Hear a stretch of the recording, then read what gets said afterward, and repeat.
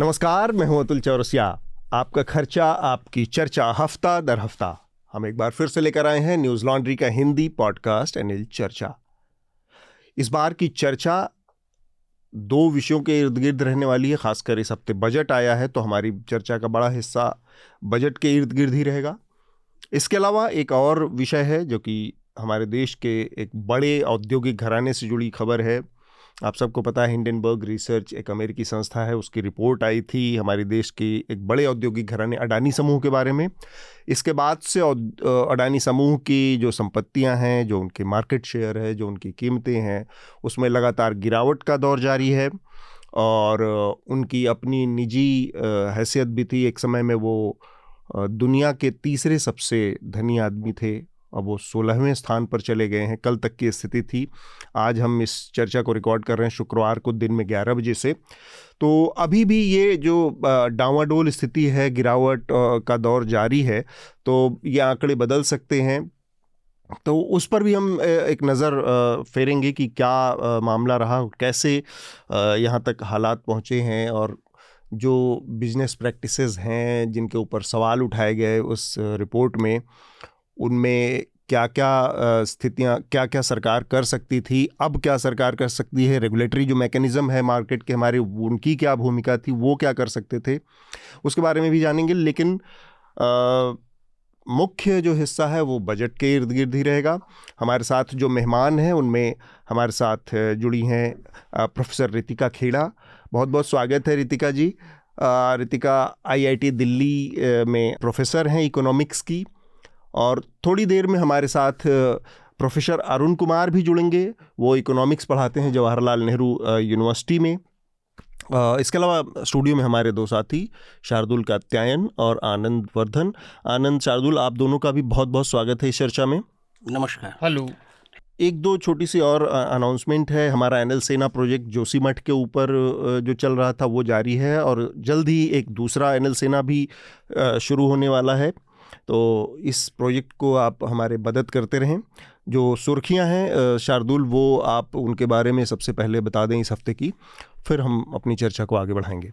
जी अतुल, तो जैसा आपने कहा, इस हफ्ते वित्त मंत्री निर्मला सीतारामन ने सरकार का सालाना बजट पेश किया। जी, बजट को लेकर चर्चा तो हम करेंगे ही, पर इस बार लोगों के विचार भी बजट की तरह ही मिश्रित हैं। कोई भी डेफिनेट नहीं है। अधिकतर लोगों का मानना है कि ये बजट स्टेटस को जैसा ही रहा, अधिकतर चीज़ें पहले जैसे चलती रहें, कोई बड़ा बदलाव नहीं है।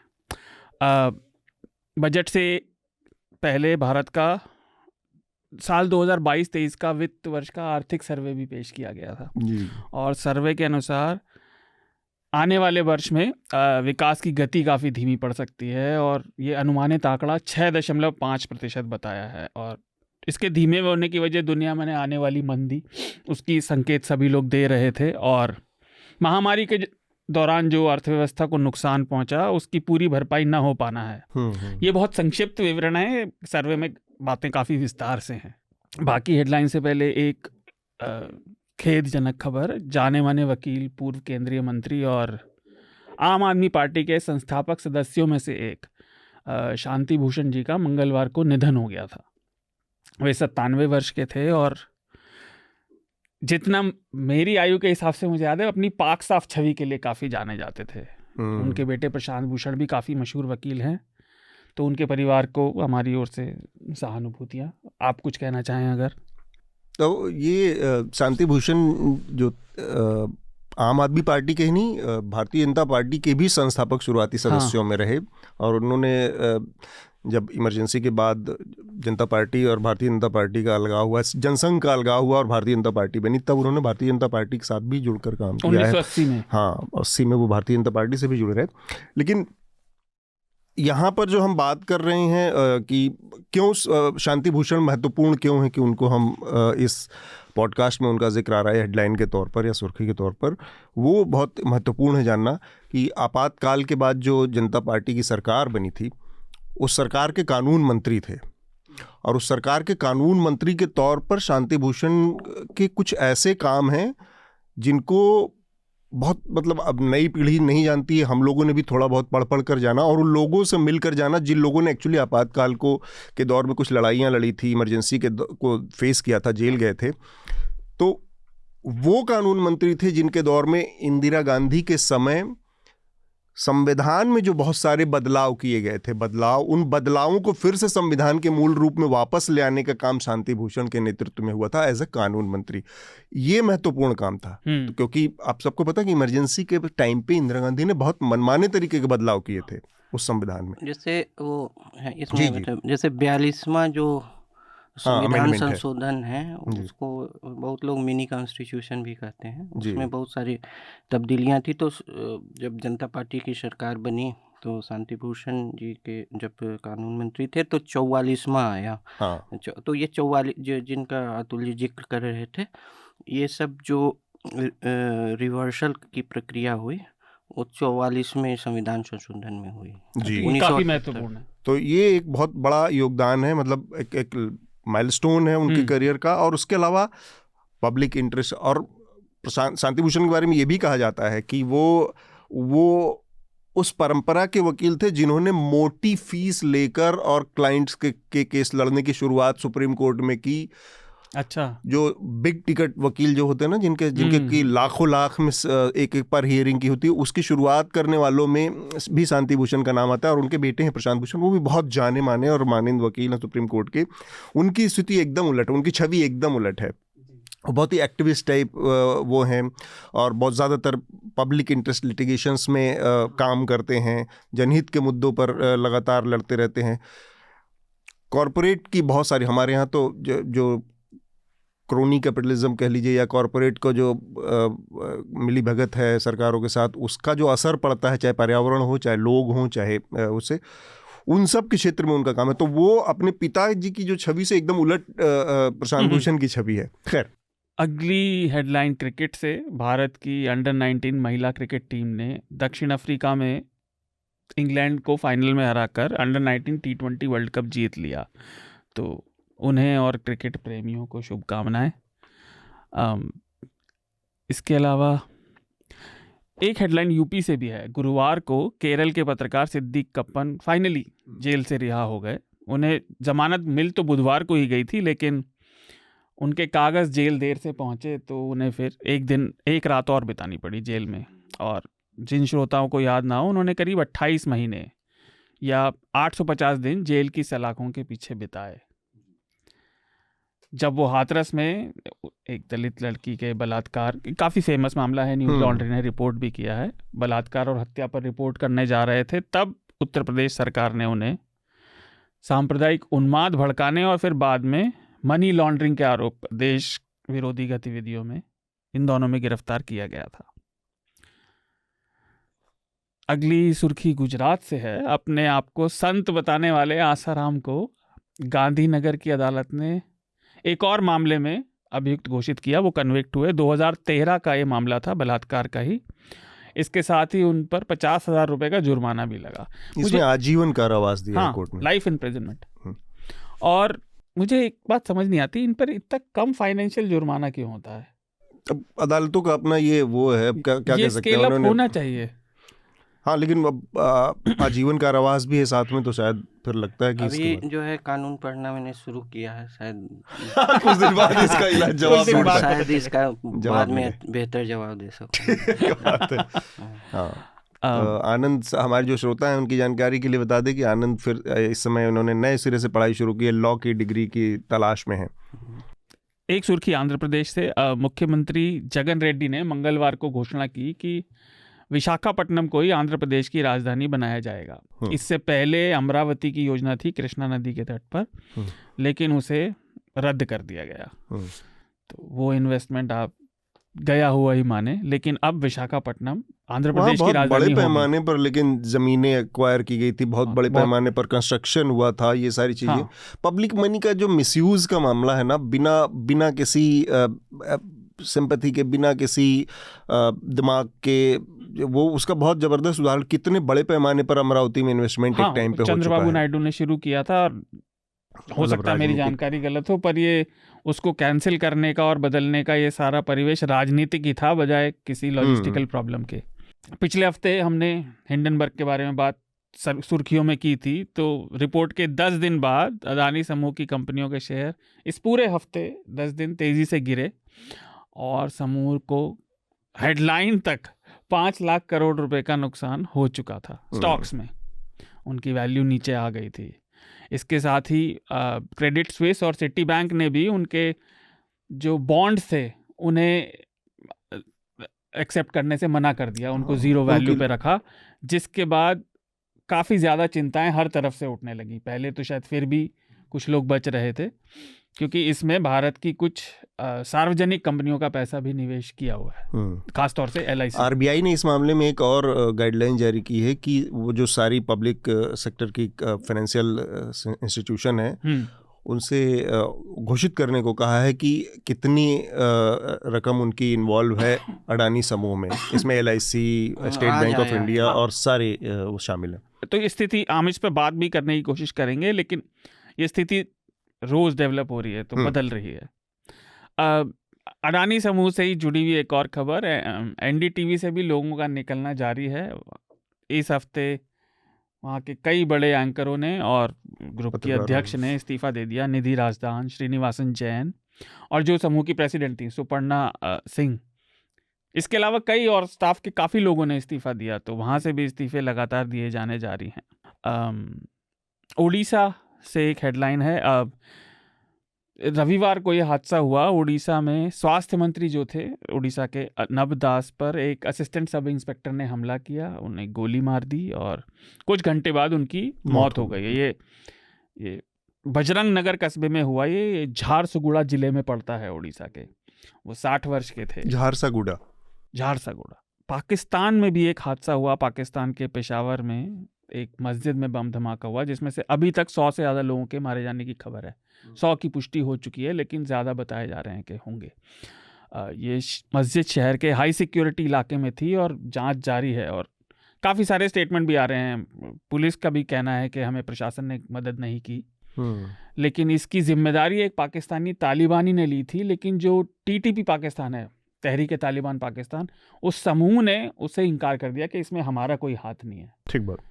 लेकिन एक व्यक्तिगत तौर पे वो व्यक्ति मतलब तालिबानी था लेकिन उसने कहा कि मैं इसकी जिम्मेदारी लेता हूँ। ये इस हफ्ते की सुर्खियाँ थी। ठीक बात है। तो जो मुख्य विषय है वो बजट रहने वाला है। हमारे साथ प्रोफेसर रितिका खेला हैं।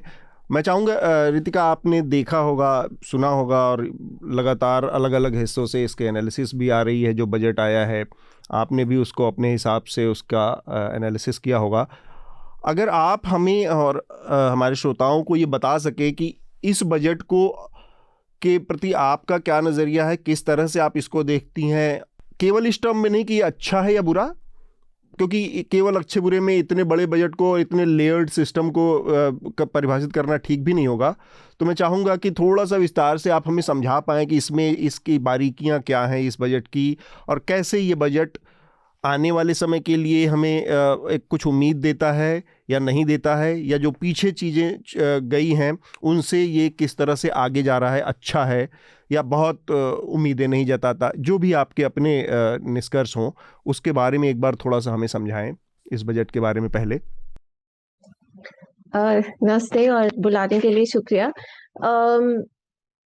शायद मेरी राय बहुत और लोगों से, और शायद आपको भी असहमति होगी जो मैं कहने जा रही हूँ, कि कुछ दिन पहले जो वित्त मंत्री हैं उन्होंने कहा था कि मध्यम वर्ग का दुख मैं समझती हूँ, क्योंकि मैं खुद मध्यम वर्ग से हूँ। तो इससे मैं थोड़ा शुरू करना चाहूंगी। उनका अगर आप एफिडेविट देखें जो चुनाव आयोग के यहाँ वो दायर होता है चुनाव के समय, तो उसमें सबको अपनी संपत्ति बतानी होती है। उसमें उन्होंने अपनी संपत्ति कुछ 1.8 करोड़ के आसपास बताई है। और पेरिस में शायद आपने उनका नाम सुना होगा, अर्थशास्त्री है तोमा पिकेटी, जो बीच बीच में इनइक्वालिटी पे काफी लिखते भी हैं। बीच में एक बार इंडिया भी आए थे। तो उनका जो ग्रुप है वहां पर उन्होंने एक वर्ल्ड इनइक्वालिटी डेटाबेस बनाया है। अगर उसमें आप अपनी आय डालेंगे अपने देश में और कितने लोग हैं आपके परिवार में, तो वो आपको बताएगा कि इनकम डिस्ट्रीब्यूशन में आप कहाँ बैठते हैं। आप मध्यम वर्ग हैं या आप टॉप 1% में है।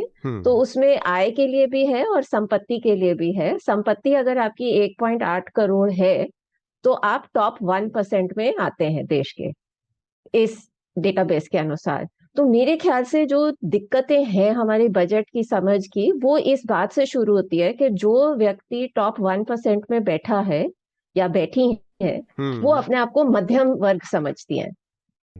हाँ, आप अपनी स्थिति को ठीक से आंक नहीं पा रहे। जैसे मैं आपको भी पूछूंगी तो आप भी शायद अपने आप को मध्यम वर्ग मानेंगे। और आप, हाँ, लेकिन अगर आपके घर में टॉयलेट है जहाँ पे सोएज लाइन लगी हुई है, जहाँ पे सीवर लाइन लगी है, तो आप टॉप 20% है अर्बन इंडिया के।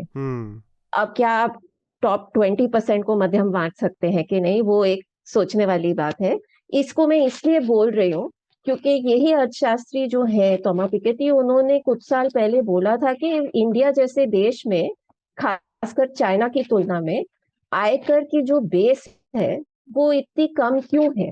और उन्होंने ये बताया कि यहाँ पे आयकर की बेस इनकम लोगों की कम होने की वजह से तो है ही, लेकिन इसका दूसरा मुख्य कारण ये है कि साल दर साल जो एग्जेम्पशन लिमिट है वो हमारे देश में बढ़ाई जाती है। तो अगर आप उसको बढ़ाते जाएंगे तो आपका, जैसे लोग अमीर हो रहे हैं वैसे एग्जेम्पशन लिमिट भी बढ़ती जा रही है। और इसकी वजह से एक जो आय का बहुत अच्छा स्रोत है दूसरी दुनिया के देशों में, वो यहाँ पर इतना अच्छे से बढ़ नहीं पा रहा है। हालांकि हम देख रहे हैं कि ओवरऑल अगर आप जीडीपी देखें तो उसकी दर बहुत अच्छे से बढ़ रही है।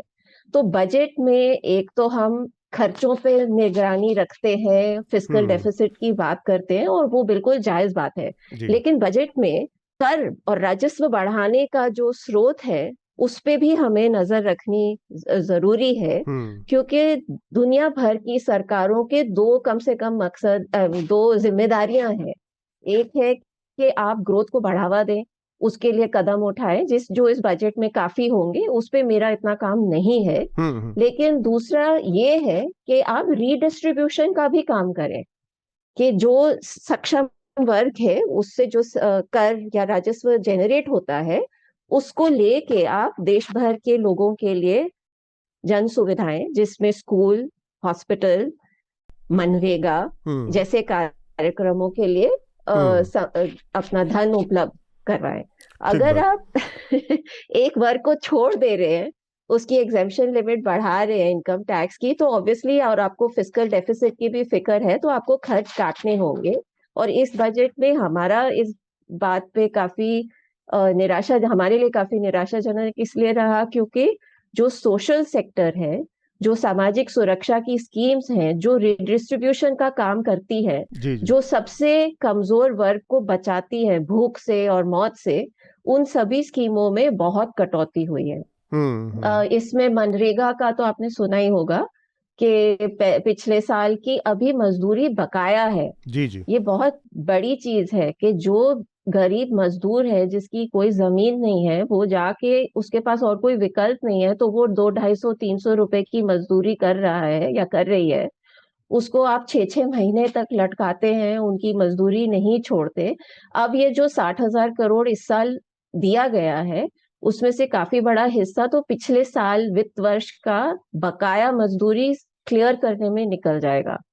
फिर इस साल के लिए कुछ कम ही बचेगा, बहुत कम बचेगा। और ये जो पैटर्न है ये 5-7 सालों से चल रहा है।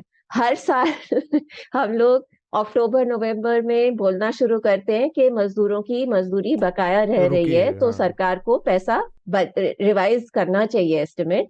लेकिन सरकार ने कभी ऐसे ना करके वो अगले बजट में ही उसको जो आवंटन करती है वो किया है, जिससे पिछले 6 महीने 5 महीने की मजदूरी बकाया खाली होती है।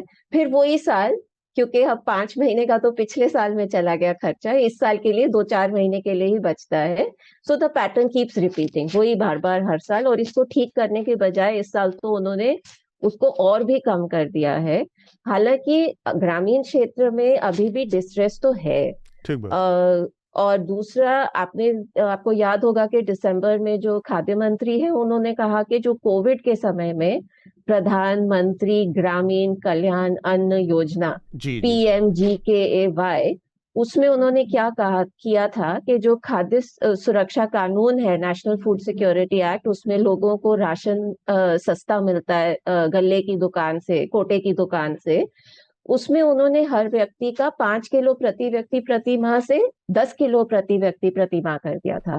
वो एक बहुत अच्छा कदम, और काफी जल्दी उन्होंने ये अनाउंसमेंट कर दिया था। अप्रैल में ये बात शुरू हो गई थी, अप्रैल 2020 में, लॉकडाउन के समय। और वो प्रावधान 2 साल लगभग रहा है कि हम दुगना उन लोगों को दे रहे हैं, लेकिन अब उन्होंने ये बंद कर दिया है। तो इस वजह से, इसको बंद करने की वजह से सरकार की खाद्य सब्सिडी जो है, फूड सब्सिडी, उसमें उनकी 1.5 लाख करोड़ की बचत हुई है। और हमें ऐसे उम्मीद थी कि ठीक है, अब आपका यहाँ ये रीडिस्ट्रीब्यूशन का जो आपका बजट है वो बच रहा है, तो उसको आप इन्हीं तरह की स्कीम्स में, किसी दूसरी कल्याणकारी योजना में इस्तेमाल करेंगे। बिल्कुल। और ऐसी बहुत सारी सरकार की स्कीमें हैं जो सरकार लोगों को बहुत फायदा पहुंचाती है। एक तो है वृद्धावस्था और विधवा पेंशन।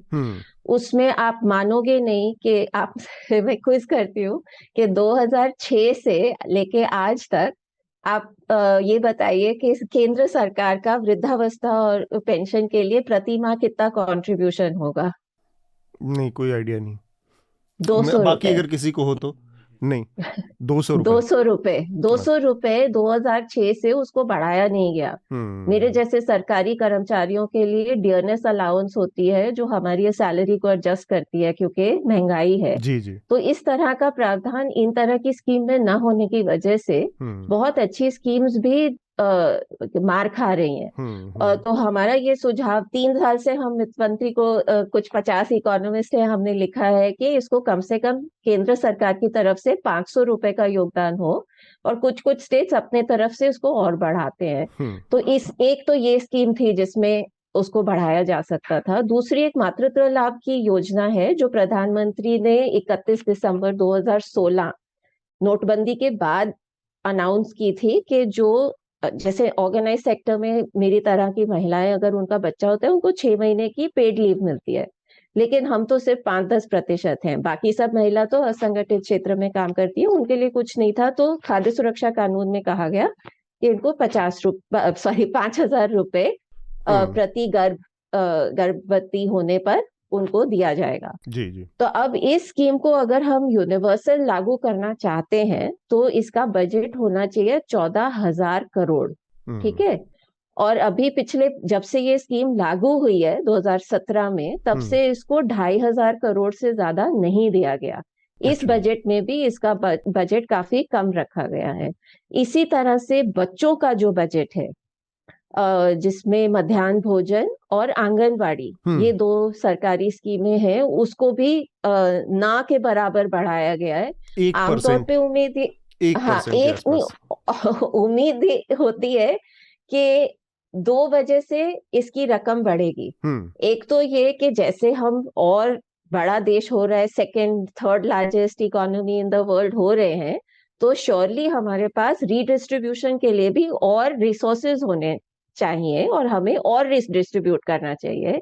तो एक तो इस वजह से बढ़ेगा, और दूसरा महंगाई बढ़ रही है, इसलिए उसके लिए भी आपको थोड़ा बढ़ाना है। लेकिन अभी पिछले सालों में हम देख रहे हैं कि जो अगर बढ़त होती भी है, वो हमेशा नहीं होती, तो वो इतनी भी नहीं है कि आपको महंगाई से बचा सके। अगर पिछले साल आप ICDS के बजट, आंगनबाड़ी के बजट से 1 अंडा खरीद सकते थे हर बच्चे के लिए हर रोज, आज वो नहीं खरीद पाएंगे। पिछले 2 साल में वो 5 से 8 रुपए का हो गया है अंडा, या 7 रुपए का हो गया है जी। तो अगर आपका इतना इक्का दुक्का बजट बढ़ेगा, तो वो ये होगा कि आंगनवाड़ी में रोज अंडा मिलने के बजाय सिर्फ 4 दिन दे पाएंगे, या आधा आधा अंडा देना होगा। तो इसका बहुत सीधा प्रभाव पड़ता है कि उस स्कीम को आप किस अच्छे तरह से लागू कर पाते हैं कि नहीं।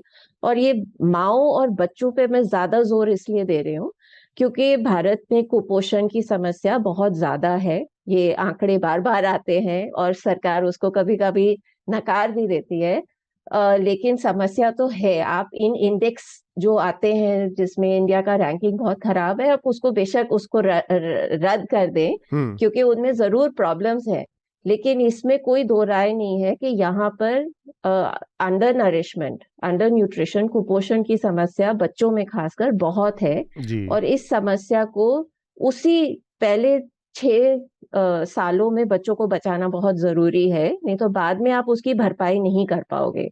इसलिए आंगनबाड़ियां और जो मातृत्व लाभ योजना है वो बहुत अहम है हमारे भविष्य के लिए भी, ताकि हम अपने बच्चों को स्वस्थ रख सकें। तो ये जो सामाजिक क्षेत्र है उसमें हर तरफ से अगर आप देखें, इस काफी नुकसानदेह बजट मैं समझती हूँ।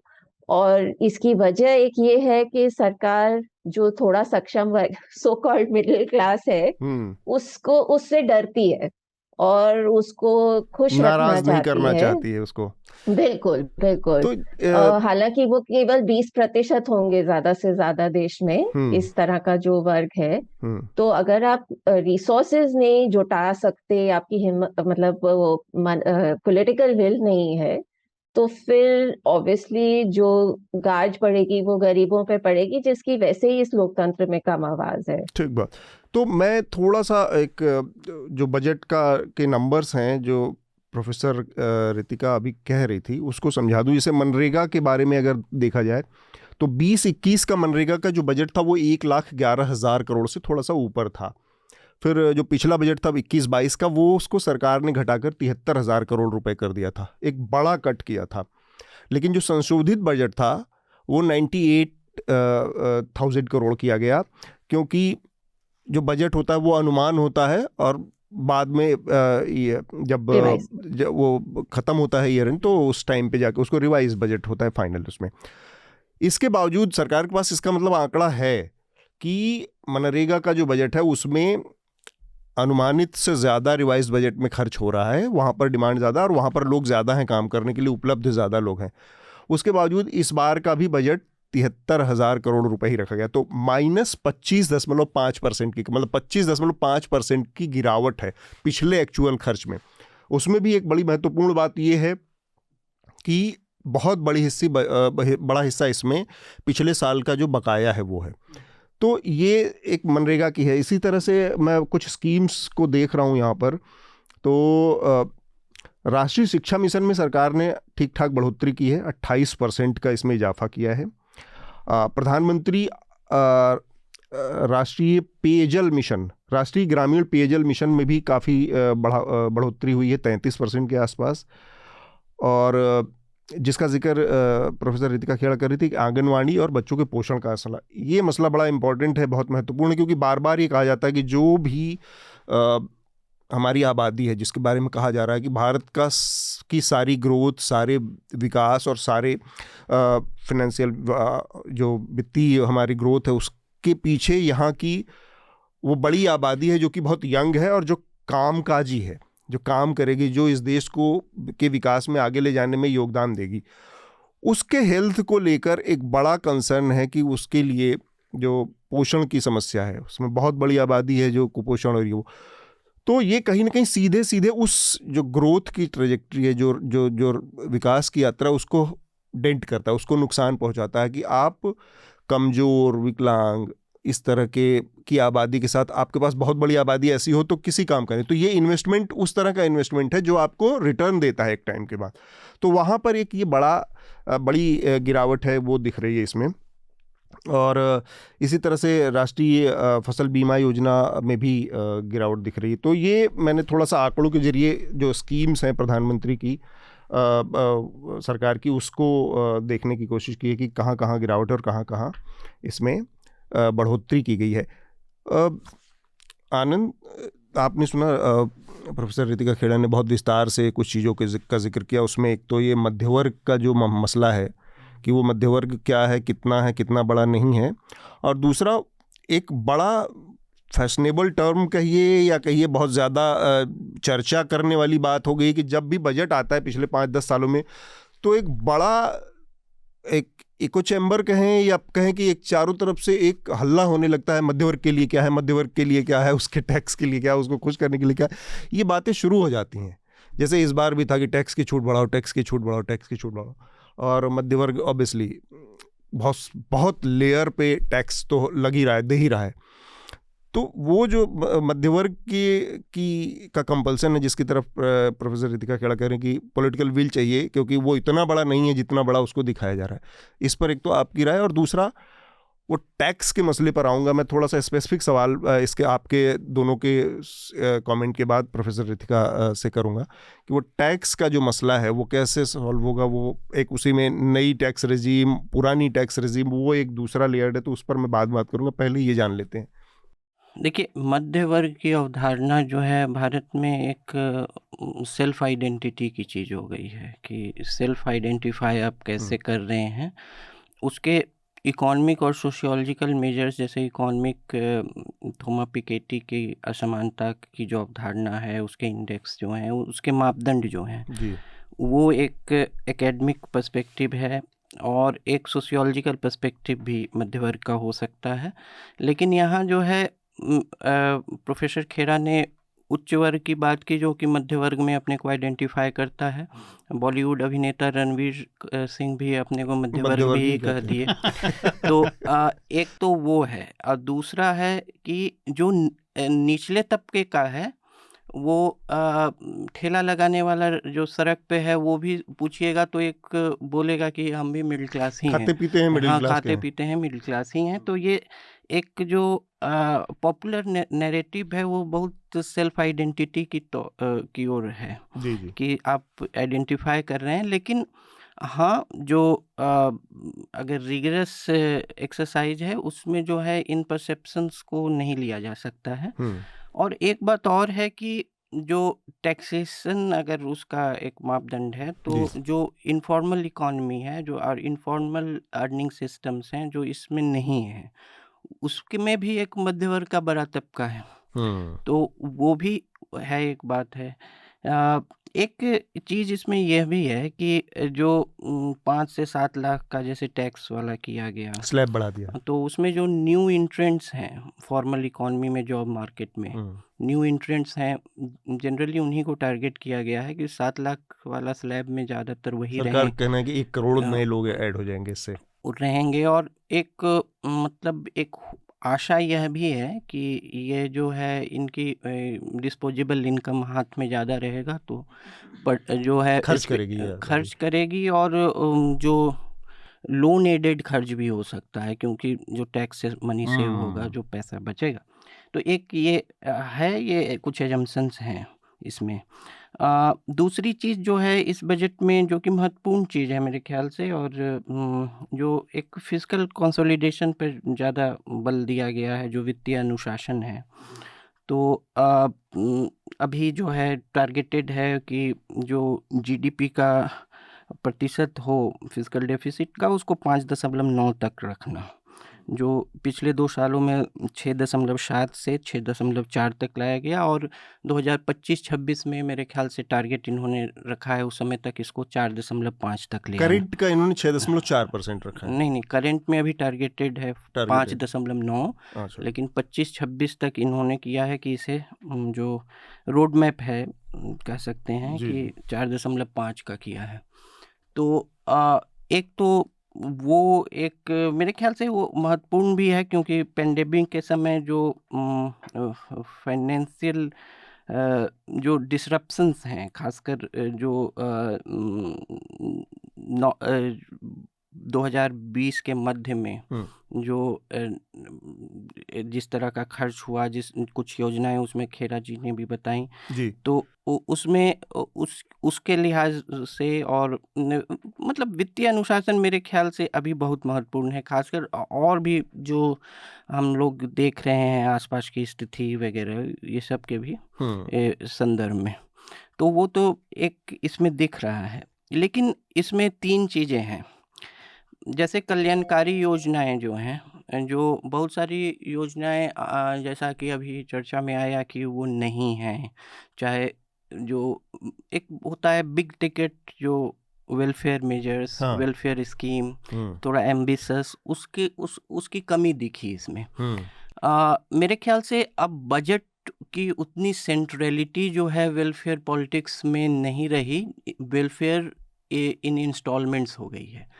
जैसे कि आपको याद होगा 2019 जो आम चुनाव थे, उससे पहले 2018 के दिसंबर में पीएम किसान आया था, तो वो बजट का पार्ट नहीं था, वो बाद में आया। और भी कई चीज़ें जो हैं वो जो है एक पॉलिटिकल रिस्पांस जो है वो जो है इंस्टॉलमेंट्स में जिसको कह सकते हैं पीस मिल वेलफेयर मेजर्स में दिख रहा है।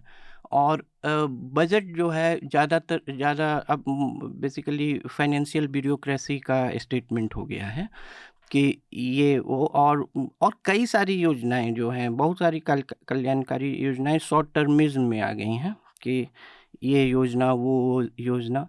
तो ये भी है, ऐसा नहीं है कि इन्होंने जो कुछ बड़े बड़े योजनाएं हैं इनका मन नहीं बनाया। हो सकता है कि अगले कुछ महीनों में आपको दिखे कुछ नई योजना, हाँ दिखे, लेकिन इससे एक ये मैं इस पर बात ये ला रहा हूँ कि इसका जो वित्तीय अनुशासन है जो फाइनेंस मिनिस्टर ने दिया उस पर असर पड़ेगा इस इलेक्शन साइकिल। आपकी बात पे मुझे एक बस छोटा सा चुटकुला याद आ गया, मतलब वैसे कि हो सकता है बीच में कुछ नई योजनाएं बाद में देखें, वो इसलिए भी हो सकता है कि ये आपको पता नहीं कहाँ से ये संकेत मिला हो या इशारा लगता हो कि बाद में प्रधानमंत्री इस तरह से करते हैं, और दूसरा प्रधानमंत्री की जो छवि है वो इस तरह की छवि है कि शायद वो नहीं चाहते कि किसी योजना के क्रेडिट वित्त मंत्री के जिम्मे में चला जाए, तो कुछ होगा भी तो वही अनाउंस करेंगे, उसके बाद वो सरकार बजट का हिस्सा बनेगा, उससे पहले कोई और घोषित करके उसका क्रेडिट लूट ले जाए, शायद ऐसा नहीं चाहते वो। हाँ वो भी वो कर सकते हैं, मतलब पर्सनलाइज्ड खैर वो हो और मैं इस पे ला रहा था कि एक तो ये जो वित्तीय अनुशासन है का जो रोड मैप है उसका इस तरह के इंस्टॉलमेंट्स वाले मेजर्स का चूंकि उसको अकाउंट में नहीं लिया गया है उस पर असर पड़ेगा इसका। दूसरा है जो वैश्विक मंदी है उसको जैसे इकोनॉमिक सर्वे में भी उस पर बात है, लेकिन बहुत विस्तार से नहीं, उसको मतलब कि एज एन एक्सटर्नल फैक्टर जो है उसका भी। और तीसरा है कि जो लंबा जो ये यूक्रेन युद्ध चल रहा है, एक जो इकोनॉमिक सर्वे में एक बात है कि बैलेंस शीट्स जो है कॉर्पोरेट्स का और बैंक्स का क्लीन हो गया, मतलब लगभग। तो इससे जो है फ्रॉड कर रहे हैं कि जैसे कि बैंक्स ज़्यादा लेंड करें और ये इन्वेस्ट करें। जी। तो लेकिन ये एजम्पशन होना कि अगले 12 महीनों में ये होगा, इस पर बहुत सारी चीज़ें टिकी हुई हैं। ये भी अब इन तीनों जो कारण हैं अब इनके मद्देनज़र ये भी बहुत निश्चित नहीं, खैर निश्चित तो बहुत कुछ नहीं है। तो मैं इतने शार्दुल आप अपनी पहली टिप्पणी दीजिए, उसके बाद फिर हम आगे बढ़ेंगे। देखिए प्रोफेसर खेड़ा और आनंद की बात सुन के मेरे दिमाग में फाइनल एक धारणा हुई छोटी सी बजट को लेके जी, और डिस्क्लेमर ये कि मुझे फाइनेंस जगत के बारे में ज्यादा कुछ नहीं पता कि सरकार, ज्यादातर हम लोग ऐसे ही हैं यहाँ पर, इसीलिए प्रोफेसर रितिका खेड़ा से हम लोग सरकार जो है वो नई पीढ़ी या भविष्य के लिए ना, उसके भविष्य के लिए चिंतित या परवाह करती हुई नहीं दिखाई दे रही। जो टैक्स वाली बात आई, तो टैक्स का तंत्र अभी तक बचत को थोड़ा प्रोत्साहन देता था स्मॉल स्केल के। अधिकतर काफ़ी सारे लोगों को, कम से कम मेरे सर्कल में मैं जानता हूँ, जो टैक्स बचाने के नाम पर ही एनपीएस, पीपीएफ या वो पोस्ट ऑफिस वाला यही सब बचत करते थे, वो भी इसलिए कि टैक्स में छूट मिल जाती है। अब आपको कि खाओ पियो मौज करो। और दूसरी बात यह कि सरकार ये भी कहती रहती है कि उसके पास खर्च करने के लिए पैसे नहीं है, फिस्कल डेफिसिट मैनेज करना मुश्किल हो रहा है। लेकिन इस साल जो टॉप की आय वाले हैं 2 करोड़ या उससे ज़्यादा की, उनके इनकम टैक्स पे सरचार्ज घट गया। मैं देख रहा था 37% से घटकर 25% हो गया है। उस समाज के उस सेक्शन को मुझे नहीं लगता किसी छूट की आवश्यकता है, और आप सोशल सेक्टर्स में से कट कर रहे हैं जैसा अभी सब चर्चा में हुआ। तो ये बातें बड़ी अजीब सी हैं, ये फ्यूचर के लिए नहीं दिख रही। और आप अगर ये टैक्स वाला छोड़ भी दें कि चलिए बचत नहीं होगी, तो हमारे सोशल सेक्टर भी तो इतने मजबूत नहीं है, चाहे वो स्वास्थ्य का हो, चाहे वो शिक्षा का हो। हमारे देश में अभी भी बहुत बड़ी जनसंख्या ऐसे लोगों की है जिनके घर में अगर कोई सीरियस बीमारी हो तो वो दिवालिया होने की कगार पे आ जाते हैं। और ये परसिस्टेंट प्रॉब्लम है, लगातार चलती आ रही है। तो मुझे तो केवल यही इन्फ्रेंस दिखाई दे रहा है, बाकी पूछने वाली बहुत सारी बात है। मैं अगर प्रोफेसर खेड़ा से एक बात मैं पूछना चाहता हूँ कि हर बार बजट में हम नोटिस करते थे डिसइन्वेस्टमेंट, विनिवेश का बड़ा ढोल पिटता था। बिल्कुल, सरकार इतना विनिवेश करना चाह रही है। इस बार वो मिसलेनियस में पड़ा हुआ था और पिछले साल का टारगेट 48% ही हुआ है और उसका जिक्र भी नहीं हुआ किसी भाषण में, किसी सुर्खी में। तो अब मैं ज्यादा जानता नहीं, लेकिन ये तो एक ये तो बड़ी इंटरेस्टिंग चीज़ है। मेरे दिमाग में भी ये सवाल था कि पिछला जो टारगेट था वो 1.78 लाख करोड़ रुपए का था और वित्त मंत्री निर्मला सीतारमन ने अनाउंसमेंट किया था ये बिग टिकट डिसइन्वेस्टमेंट होगा और पैसा आएगा, और अचानक से वो 1.78 लाख करोड़ से घटकर करीब डिसइन्वेस्टमेंट का टारगेट इतना नीचे आ गया, मेरे ख्याल से 40-42 हज़ार करोड़ के आसपास जो भी है, देख रहा था मैं। और उसका भी जिक्र अलग से नहीं हुआ, उसको मिसलेनियस में, जैसा आप कह रहे हैं कि मिसलेनियस में डाल दिया गया और खुले तौर पर उसका जिक्र नहीं हो रहा है। डिसइन्वेस्टमेंट की जो गाड़ी थी वो पटरी से उतर गई, क्या हुआ क्या नहीं हुआ, ये भी मेरे भी दिमाग में ये सवाल था। एयर इंडिया है और मेरे ख्याल से जो आंकड़ा इन्होंने दिया है वो 37,000 करोड़ उसमें वो बस कर पाए। हाँ, और लेकिन आप देखिए कि अनुमानित था 1,78,000 करोड़ रुपए। मैं ये पूछना चाह रहा था कि क्या सरकार जो कह रही है कि उसके पास जो खर्च करने के लिए पैसा नहीं आया, वो तो डिसइन्वेस्टमेंट टारगेट को ना पूरा कर पाना, क्या ये भी उसका एक कारण रहा? ऑब्वियसली ये तो हो गई। हाँ, ऋतिका खेड़ा से जानते हैं हम उसको। हाँ, एक्चुअली फिस्कल कंसोलिडेशन की काफी बात हो रही है, तो मैं फिर से एक छोटी बात अपनी दोहराऊंगी कि जब आप अपना बजट बनाते हैं, ठीक है, तो आप दोनों चीजों पे आपको ध्यान रखना जरूरी है कि आप खर्च कितना कर रहे हैं, अपनी आय के अनुसार करिए, लेकिन दूसरा ये भी कि आप अपनी आय बढ़ाने की कोशिश करते हैं। So you can talk about the revenues. आप राजस्व की भी बात कर सकते हैं। जब फिस्कल डेफिसिट की फिक्र है तो या तो आप अपना राजस्व बढ़ाएं या आप अपना खर्चा घटाएं। लेकिन इंडिया में जब हम बात करते हैं फिस्कल डेफिसिट की, वो एक्चुअली एक कोड वर्ड है खर्चा घटाने की के लिए। व्हेन पीपल से फिस्कल डेफिसिट, उनका मतलब है कि खर्चा घटाओ। ये वो जो राजस्व बढ़ाने की बात हम नहीं करते और मीडिया भी नहीं करता खास, क्योंकि वो आखिर में हमें बोझ उठाना पड़ेगा, वो वाली चीज हमें ही काटने आएगी, इसलिए हम उसको नजरअंदाज कर देते हैं। और आपकी बात बिल्कुल सही है कि जो बिल्कुल टॉप इनकम वाले हैं उनका सरचार्ज घटाने की या हटाने की क्या जरूरत थी। और अगर आप इन दोनों चीजों को एक साथ देखें कि एक तरफ से जो टॉप 20% है उनको छोटी छोटी राहत दी गई है, और दूसरी तरफ जो बॉटम 50% है, जो सबसे नीचे का 50% है, उसके लिए जो थोड़ी प्रोटेक्शन थी उसको बचाने के लिए भूख से या बीमारी से, उसका बजट काफी हद तक कट गया है। तो आमतौर पे जब हम इकोनॉमिस्ट रीडिस्ट्रीब्यूशन की बात करते हैं, हमारा रीडिस्ट्रीब्यूशन की परिभाषा है कि आप अमीर से लेकर जिसके पास नहीं है उस तक पहुंचाए। लेकिन यहाँ पे तो उल्टा हो रहा है, आप उनको राहत दे रहे हैं जो ऑलरेडी काफी कंफर्टेबल हैं, आरामदेह जीवन जी रहे हैं, और उनको सता रहे हैं जिनका वैसे ही जीवन यापन बहुत मुश्किल से हो रहा है। एक छोटी सी बात में पे केंद्रित चर्चा करूंगी, वो है वेल्थ टैक्स। ये बहुत सालों से है ही नहीं इंडिया में। अरुण जेटली जी के टाइम में इसको खारिज कर दिया गया था। और आप अगर देखें, एक अनुमान लगाया गया है, एस सुब्रमण्यम एक इकोनॉमिस्ट है, कि अगर देश के 950 सबसे अमीर लोगों की संपत्ति पे आप 4% का वेल्थ टैक्स लगाते हैं वन टाइम, तो आप जीडीपी का 1% जितना कर इकट्ठा कर सकते हैं। So tax of 4% on wealth देश के केवल 953 सबसे अमीर लोगों पे आपको 1% दे सकता है जीडीपी का। और दूसरी तरफ, आप दूसरी तरफ देखिए, अगर मनरेगा, वृद्धावस्था और विधवा पेंशन, आंगनवाड़ी, मध्याह्न भोजन और प्रधानमंत्री मातृ वंदना योजना, इन पांचों को इकट्ठा करें तो इनका कंबाइंड बजट इस साल जीडीपी का 0.3%, 3.5% आ रहा है। हाँ, 0.3.5।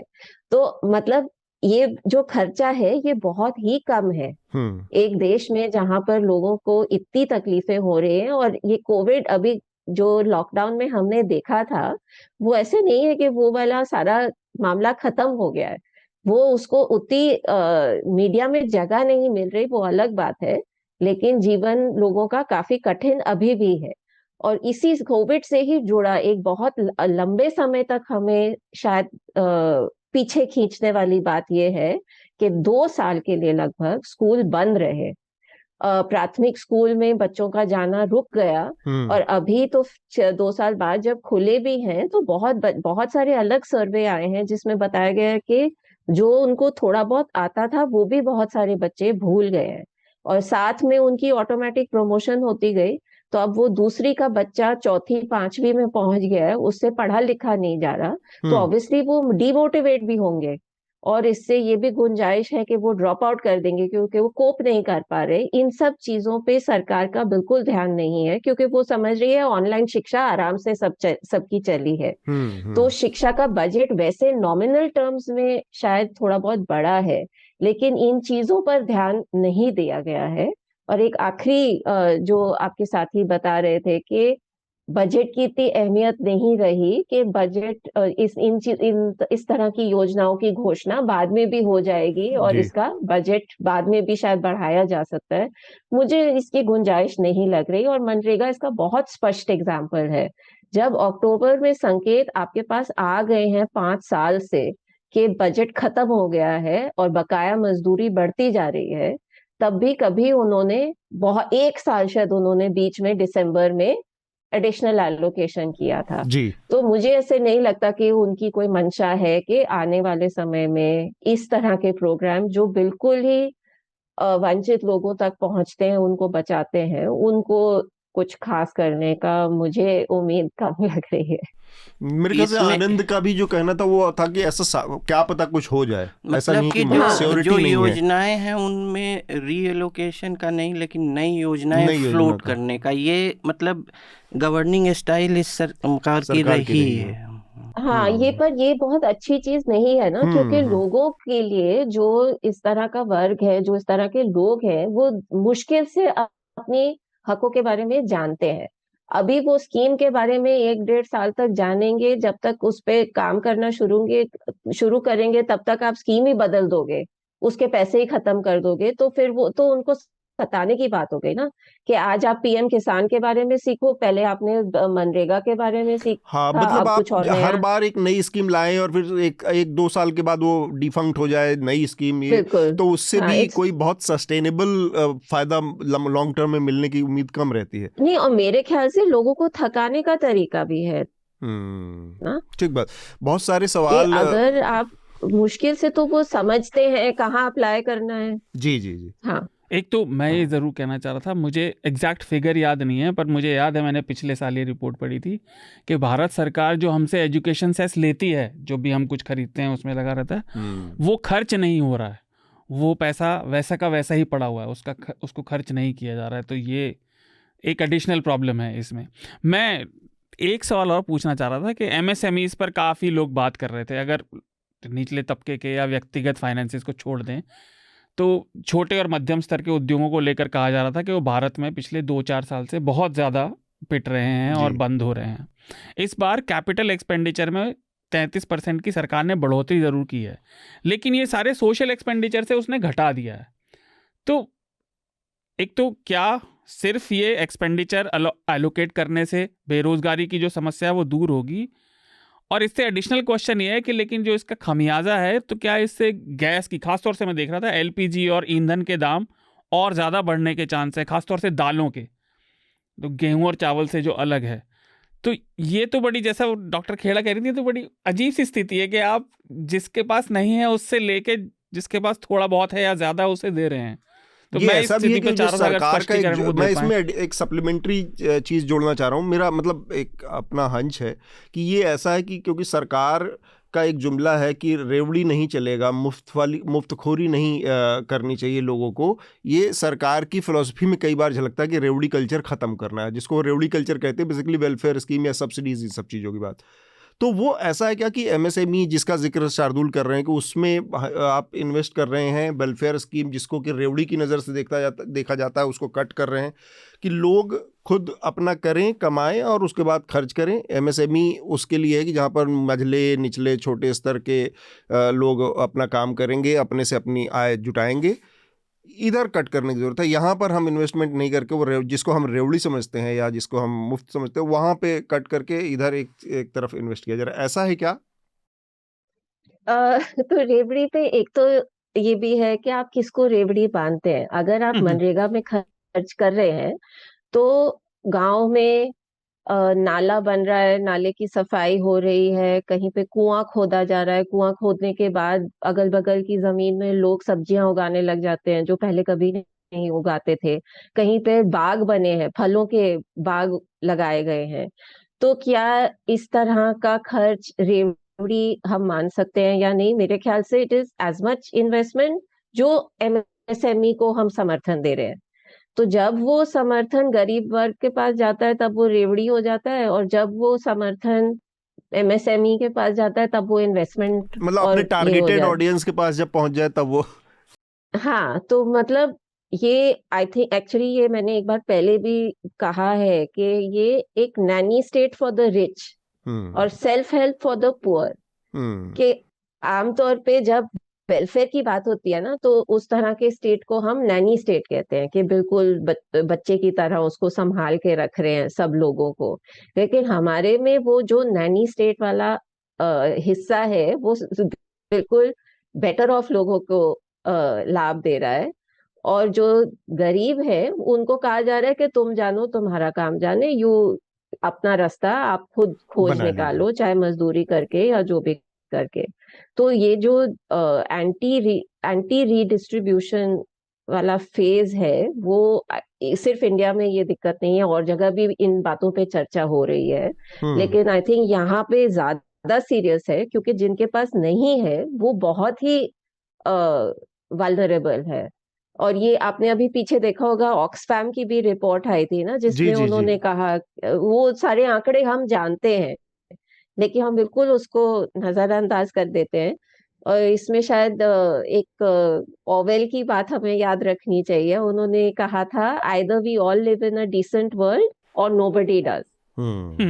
कि या तो हम सब एक डिसेंट दुनिया में रहते हैं और वरना कोई भी नहीं। एक तो मेरे ख्याल से उस तरह की सोच इस बजट में नहीं झलक रही। मेरा सवाल जरा सा अलग था सब्सिडी को लेकर। मैं पॉइंट ये कह रहा था कि सरकार अभी तक, और हम सभी झेल रहे थे, महंगाई को कम करने की, इन्फ्लेशन को कम करने की कोशिश कर रही थी।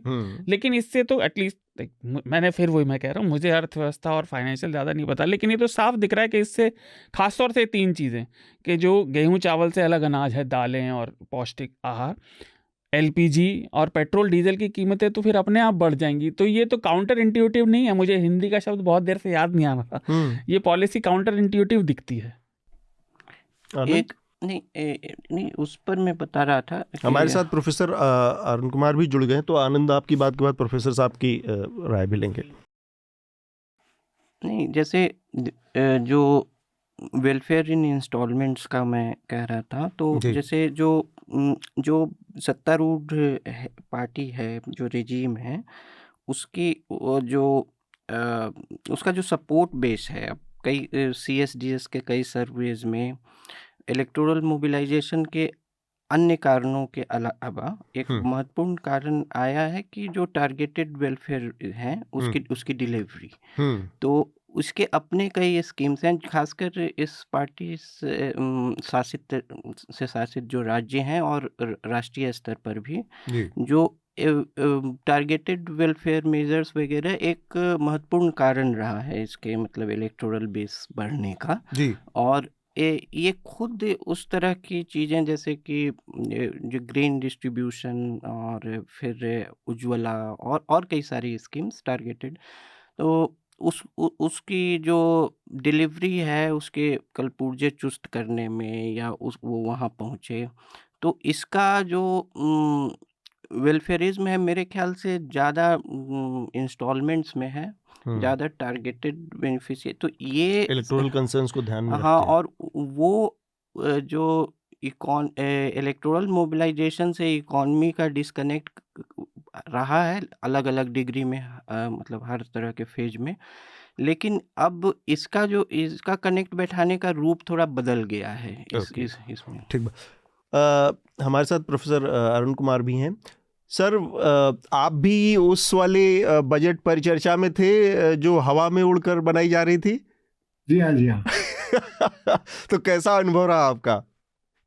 अब हम लोग तो चर्चा में ही ज्यादा हिस्सेदारी थी, वो मतलब मुझे लगता है कि लोगों ने चर्चा ज्यादा नहीं सुनी, वो हवाई वाली जो ज्यादा रही उसमें। लोग कॉस्मेटिक उसमें चले गए ज्यादा। जी हाँ, जी हाँ, जी हाँ। मेरी डिस्कशन सीरियस था, जी जी, बहुत सीरियस डिस्कशन हो रहा था ऊपर जी, लेकिन मुझे लगता है वो लोगों ने सुना नहीं। तो असल में उसमें अटेंशन डाइवर्ट होने के एलिमेंट्स बहुत ज्यादा थे। जी हाँ, जी हाँ, पर वो तो टीआरपी चाहते हैं ना, जो हमारे टीवी वाले चैनल्स हैं, वो तो टीआरपी उनको चाहिए, और क्योंकि अटेंशन स्पैन मिला तो वो टीआरपी तो उनका सक्सेसफुल हो गया। बाकी हम लोग तो चाहते हैं सीरियस डिस्कशन हो या ना हो, उससे मुझे लगता है मीडिया को आज ज्यादा फर्क नहीं पड़ता। जी जी। तो मैं एक तो पहले ये जानना चाहता, हम लोग बड़ी देर से, और प्रोफेसर रितिका खेरा ने काफ़ी जानकारियां हमें दी। मैं आपकी पहली प्रतिक्रिया एक तो जानना चाह रहा हूँ पूरा बजट का एक ओवरऑल, और साथ में एक मुद्दा सब्सिडी का है जिस पर मैं ख़ास तौर पर बात करना चाहूँगा, क्योंकि हमने 2-3 तो और हिस्सों की बात की, पर सब्सिडी को लेकर, क्योंकि ये फिर कहीं ना कहीं उसी से जुड़ता है, सब्सिडी का मुद्दा जो गरीब आदमी और वेलफेयर के स्कीम्स से, तो उस पर मैं विशेष तौर पर बात करना चाहूँगा। लेकिन सबसे पहले मैं चाहता हूँ कि आप अपनी जो प्रतिक्रिया है पूरे ओवरऑल बजट को लेकर एक बार हमें थोड़ा सा समझा पाएँ। तो ऐसा है कि जो नीतियाँ अभी सरकार की रही हैं पिछले बहुत सारे समय से, वो उनको हम बोलते हैं सप्लाई साइड नीतियां। तो सप्लाई साइड नीतियों का मतलब ये नहीं कि सप्लाई बढ़ाना है, उसका मतलब है कि बिजनेस को कंसेशन देना, और बिजनेस को कंसेशन देना तो वो समझते हैं कि उससे फिर इन्वेस्टमेंट बढ़ेगा और इन्वेस्टमेंट से ग्रोथ बढ़ेगा।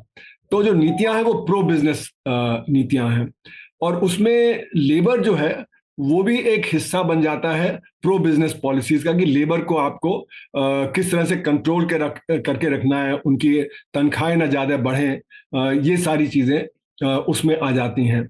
तो ये जो बजट है, ये भी वैसे तो कोई भी अगर आप बजट देखें, पार्ट ए स्पीच का देखें, तो उसमें हर तबके को कुछ ना कुछ दिया जाता है जी। तो मैं अक्सर कहता हूं कि अगर हम 75 बजट जो पिछले सालों के रहे हैं उनको जोड़ लें तो आज कोई समस्या बाकी नहीं होनी चाहिए क्योंकि सभी के लिए हरदम कुछ ना कुछ दिया जाता है, किसानों के लिए, वर्कर्स के लिए, महिलाओं के लिए, शेड्यूल ट्राइब वगैरह। तो उसी तरह इस बजट में भी है, लेकिन इसका रियल इंटेंट क्या है बजट का, वो देखना चाहिए कि किसको कितना दिया गया और किसको कितना फायदा पहुंचाया जा रहा है। तो मेरा मानना है कि ये बजट भी प्रो बिजनेस बजट है, और इसमें जैसे कि कोशिश है कि किसान हैं उनको कम मिले, वर्कर्स हैं उनको कम मिले। तो जो रियल इंटेंट है वो दिखता है जब आप एलोकेशन देखते हैं और कितना एलोकेशन को उन्होंने एक्चुअली में फुलफिल किया, कितनी कटौती हुई या कितना वो एलोकेशन पूरा हुआ, तो उससे प्रायोरिटी दिखती है। तो अगर आप इस बजट में देखें तो मैंने कल ही एक लेख लिखा है, उसमें दिखा है कि जो बिजनेस जिसमें इंटरेस्टेड है, जैसे पावर सेक्टर है, टेलीकॉम सेक्टर है, आपका जो और जो इंफ्रास्ट्रक्चर सेक्टर है, जहां पे कि बड़े बड़े बिजनेसेस को बड़े बड़े कॉन्ट्रैक्ट मिलते हैं, वहां पे एलोकेशन बढ़ाए जा रहे हैं। और जहां पे गरीब आदमी को एलोकेशन होता है, जैसे कि रूरल एम्प्लॉयमेंट गारंटी स्कीम है, शिक्षा है, स्वास्थ्य है, वहां पे एलोकेशन ज्यादा दिखा के भी फिर बाद में काट दिया और फिर अब ज्यादा दिखा दिया, और फिर उसको जो कितना फुलफिल होगा वो बाद में पता लगेगा। तो जो स्कीम्स पे जिसमें बड़े बड़े बिजनेसमैन इंटरेस्टेड हैं, वो स्कीम्स तो बढ़ती चली जाती हैं, और जो स्कीम्स आम आदमी के मतलब की होती हैं वहां पे कटौती हो जाती है। तो ये क्लियर प्रायोरिटी दिखती है। फिर दूसरी चीज जो मैंने कहा कि ये जो जब डेफिसिट बढ़ने लगता है तो किन चीजों को काटा जाता है, वो और भी प्रायोरिटी दिखाता है। एक तो हो गया कि आपने कितना एलोकेट किया, फिर दूसरा जब डेफिसिट बढ़ने लगता है तो आपने क्या क्या किया, वो दिखाता है कि आपकी क्लियर प्रायोरिटीज क्या है। फिर हमें यही दिखता है कि जब बड़े बड़े बिजनेसमैन जो चाहते हैं वही प्रायोरिटी है। अच्छा, अब जो रूरल एम्प्लॉयमेंट गारंटी स्कीम है उसको काटने के पीछे मकसद क्या है? उसके पीछे मकसद ये है कि गांव में अगर काम नहीं मिलेगा तो लोग शहर की तरफ पलायन करके आएंगे और शहर में सस्ता लेबर मिलेगा, इंडस्ट्री को सस्ता लेबर मिलेगा। तो ये भी मेरा मानना है कि एक सोची समझी नीति है कि हम कैसे चीप लेबर को प्रोवाइड करें। तो जो लेबर रिफॉर्म वगैरह की बात है, जो कृषि में 3 बिल आए, वो भी जो सप्लाई साइड नीतियों के तहत है कि बड़े बड़े बिजनेसमैन हैं उनको फायदा पहुंचे, उनको ट्रेड जो है एग्रीकल्चर ट्रेड उनके हाथ में चला जाए। लेबर अगर जो हम कंट्रोल कर लेंगे, उसकी वेजेस कंट्रोल कर लेंगे तो ये होगा। और तीसरी बात जो है वो ये है कि अगर ये जो असंगठित क्षेत्र है वो परेशानी में रहता है, तब हम उनको कुछ हाथ में दे देंगे तो पॉलिटिकली फायदेमंद रहेगा, क्योंकि उनकी आमदनी वगैरह नहीं बढ़ेगी तो परमानेंटली हम कहेंगे 5 किलो अनाज दे दिया हमने, गैस दे दी हमने, इतनी सब्सिडी यहां दे दी, इतनी सब्सिडी यहां दे दी। तो एक परमानेंट कॉन्स्टिट्यूएंसी बना रहे हैं जिससे कि एक मिनट में केवल आपको यहाँ पे रोकूंगा। प्रोफेसर रितिका खेड़ा को कहीं जाना था, वो हमारे साथ 1 घंटे के लिए ही थी, तो उनको मैं छोड़ूंगा। बस उससे पहले मैं उनका रिकमेंडेशन ले लेना चाह रहा हूँ कि आप हमारे श्रोताओं को कुछ रिकमेंड कर दें एक बार रितिका जी जाने से पहले। एक किताब मैं रेकमेंड करूंगी जो जॉन ड्रेस और अमर्त्य सेन की है, वो हिंदी में भी अभी अनुवाद हो गया है, इंडिया एन अनसर्टन ग्लोरी। और अगर आप बाद में शायद अडानी वाली मुद्दे पर बात करेंगे जब मैं नहीं रहूंगी, जी जी, उसके लिए एक मैं फिल्म की रिकमेंडेशन करूंगी, शायद नेटफ्लिक्स सीरीज है डर्टी मनी। अच्छा। जिसमें जो कॉर्पोरेट सेक्टर बड़ी बड़ी चोरियां की हैं दुनिया भर में, HSBC बैंक से लेके वोक्सवैगन और इस तरह की शॉर्ट सेलिंग भी जो अडानी में हो रही है अभी, उन कॉर्पोरेट करप्शन पर वो एक सीरीज है और बहुत बढ़िया है, वो देखने लायक है। बहुत बहुत धन्यवाद हमसे जुड़ने के लिए professor Ritika Khera. Thank you sir, आप अपनी बात कंटिन्यू करें। हाँ, तो मेरा मानना है कि जो बजट है उसमें हमें देखना चाहिए हमारे इस समय समस्या क्या है और उसका समाधान, और आगे आने वाले समय में क्या समस्याएं होंगी उसका एंटिसिपेट करके उसका समाधान निकालना, ये बजट का काम होना चाहिए। तो बजट अगर सिर्फ बिजनेस के ऊपर फोकस करेगा कि बिजनेस को कंसेशन देना है तो उससे तो बेरोजगारी नहीं खत्म होगी, क्योंकि जो बड़ा बिजनेस है वो रोजगार उतना पैदा नहीं करता। हमारे यहाँ जो असंगठित क्षेत्र है वो सबसे बड़ा है रोजगार के मामले में, वहां 94% लोग काम करते हैं और असंगठित क्षेत्र ही पिट रहा है। पहले नोटबंदी से पिटा, फिर GST से पिटा, फिर NBFC क्राइसिस आया, उससे परेशानी में आ गया, फिर जो डिजिटाइजेशन और फॉर्मलाइजेशन की बात की है उससे वो पिटा, और फिर लॉकडाउन वो पिट गया।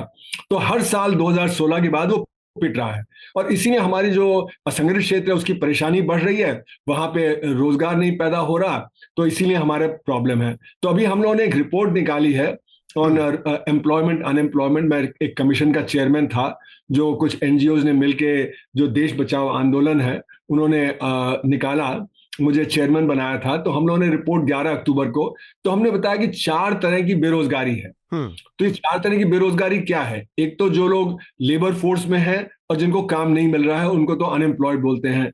एक जो लेबर फोर्स में है पर अंडर एम्प्लॉयड है, क्योंकि हमारी जो डेफिनेशन है कि अगर हफ्ते में 1 दिन का भी काम मिल जाता है तो हम उसको एम्प्लॉयड मान लेते हैं, पर वो अंडर एम्प्लॉयड है, उसकी जो आमदनी होगी उससे वो घर का जो चलन नहीं कर सकता है। तीसरी बात है डिसगाइज्ड अनएम्प्लॉयमेंट, जो कृषि में है, जहां पे लोग जाते हैं खेत पे लेकिन काम वहां नहीं है तो उनकी प्रोडक्टिविटी 0 है, तो डिसगाइज्ड अनएम्प्लॉयमेंट है। इससे परिवार पे बोझ बढ़ता है और जो परिवार की गरीबी है वो बढ़ जाती है। और फाइनली जो लोग लेबर फोर्स में हैं ही नहीं, जिन्होंने काम ढूंढना ही बंद कर दिया है, तो अगर हम कंपेयर करें बाकी और देशों से, ब्राजील, चाइना और बड़ी अर्थव्यवस्थाओं से, तो हमारे यहाँ 45% करीब है, उनके यहाँ 65%, 70% है। तो हमारे यहाँ 20% कम लोग हैं लेबर फोर्स में, और ये इनकी संख्या हमने आंकी है इसमें कि 190 मिलियन यानी 19 करोड़ लोग।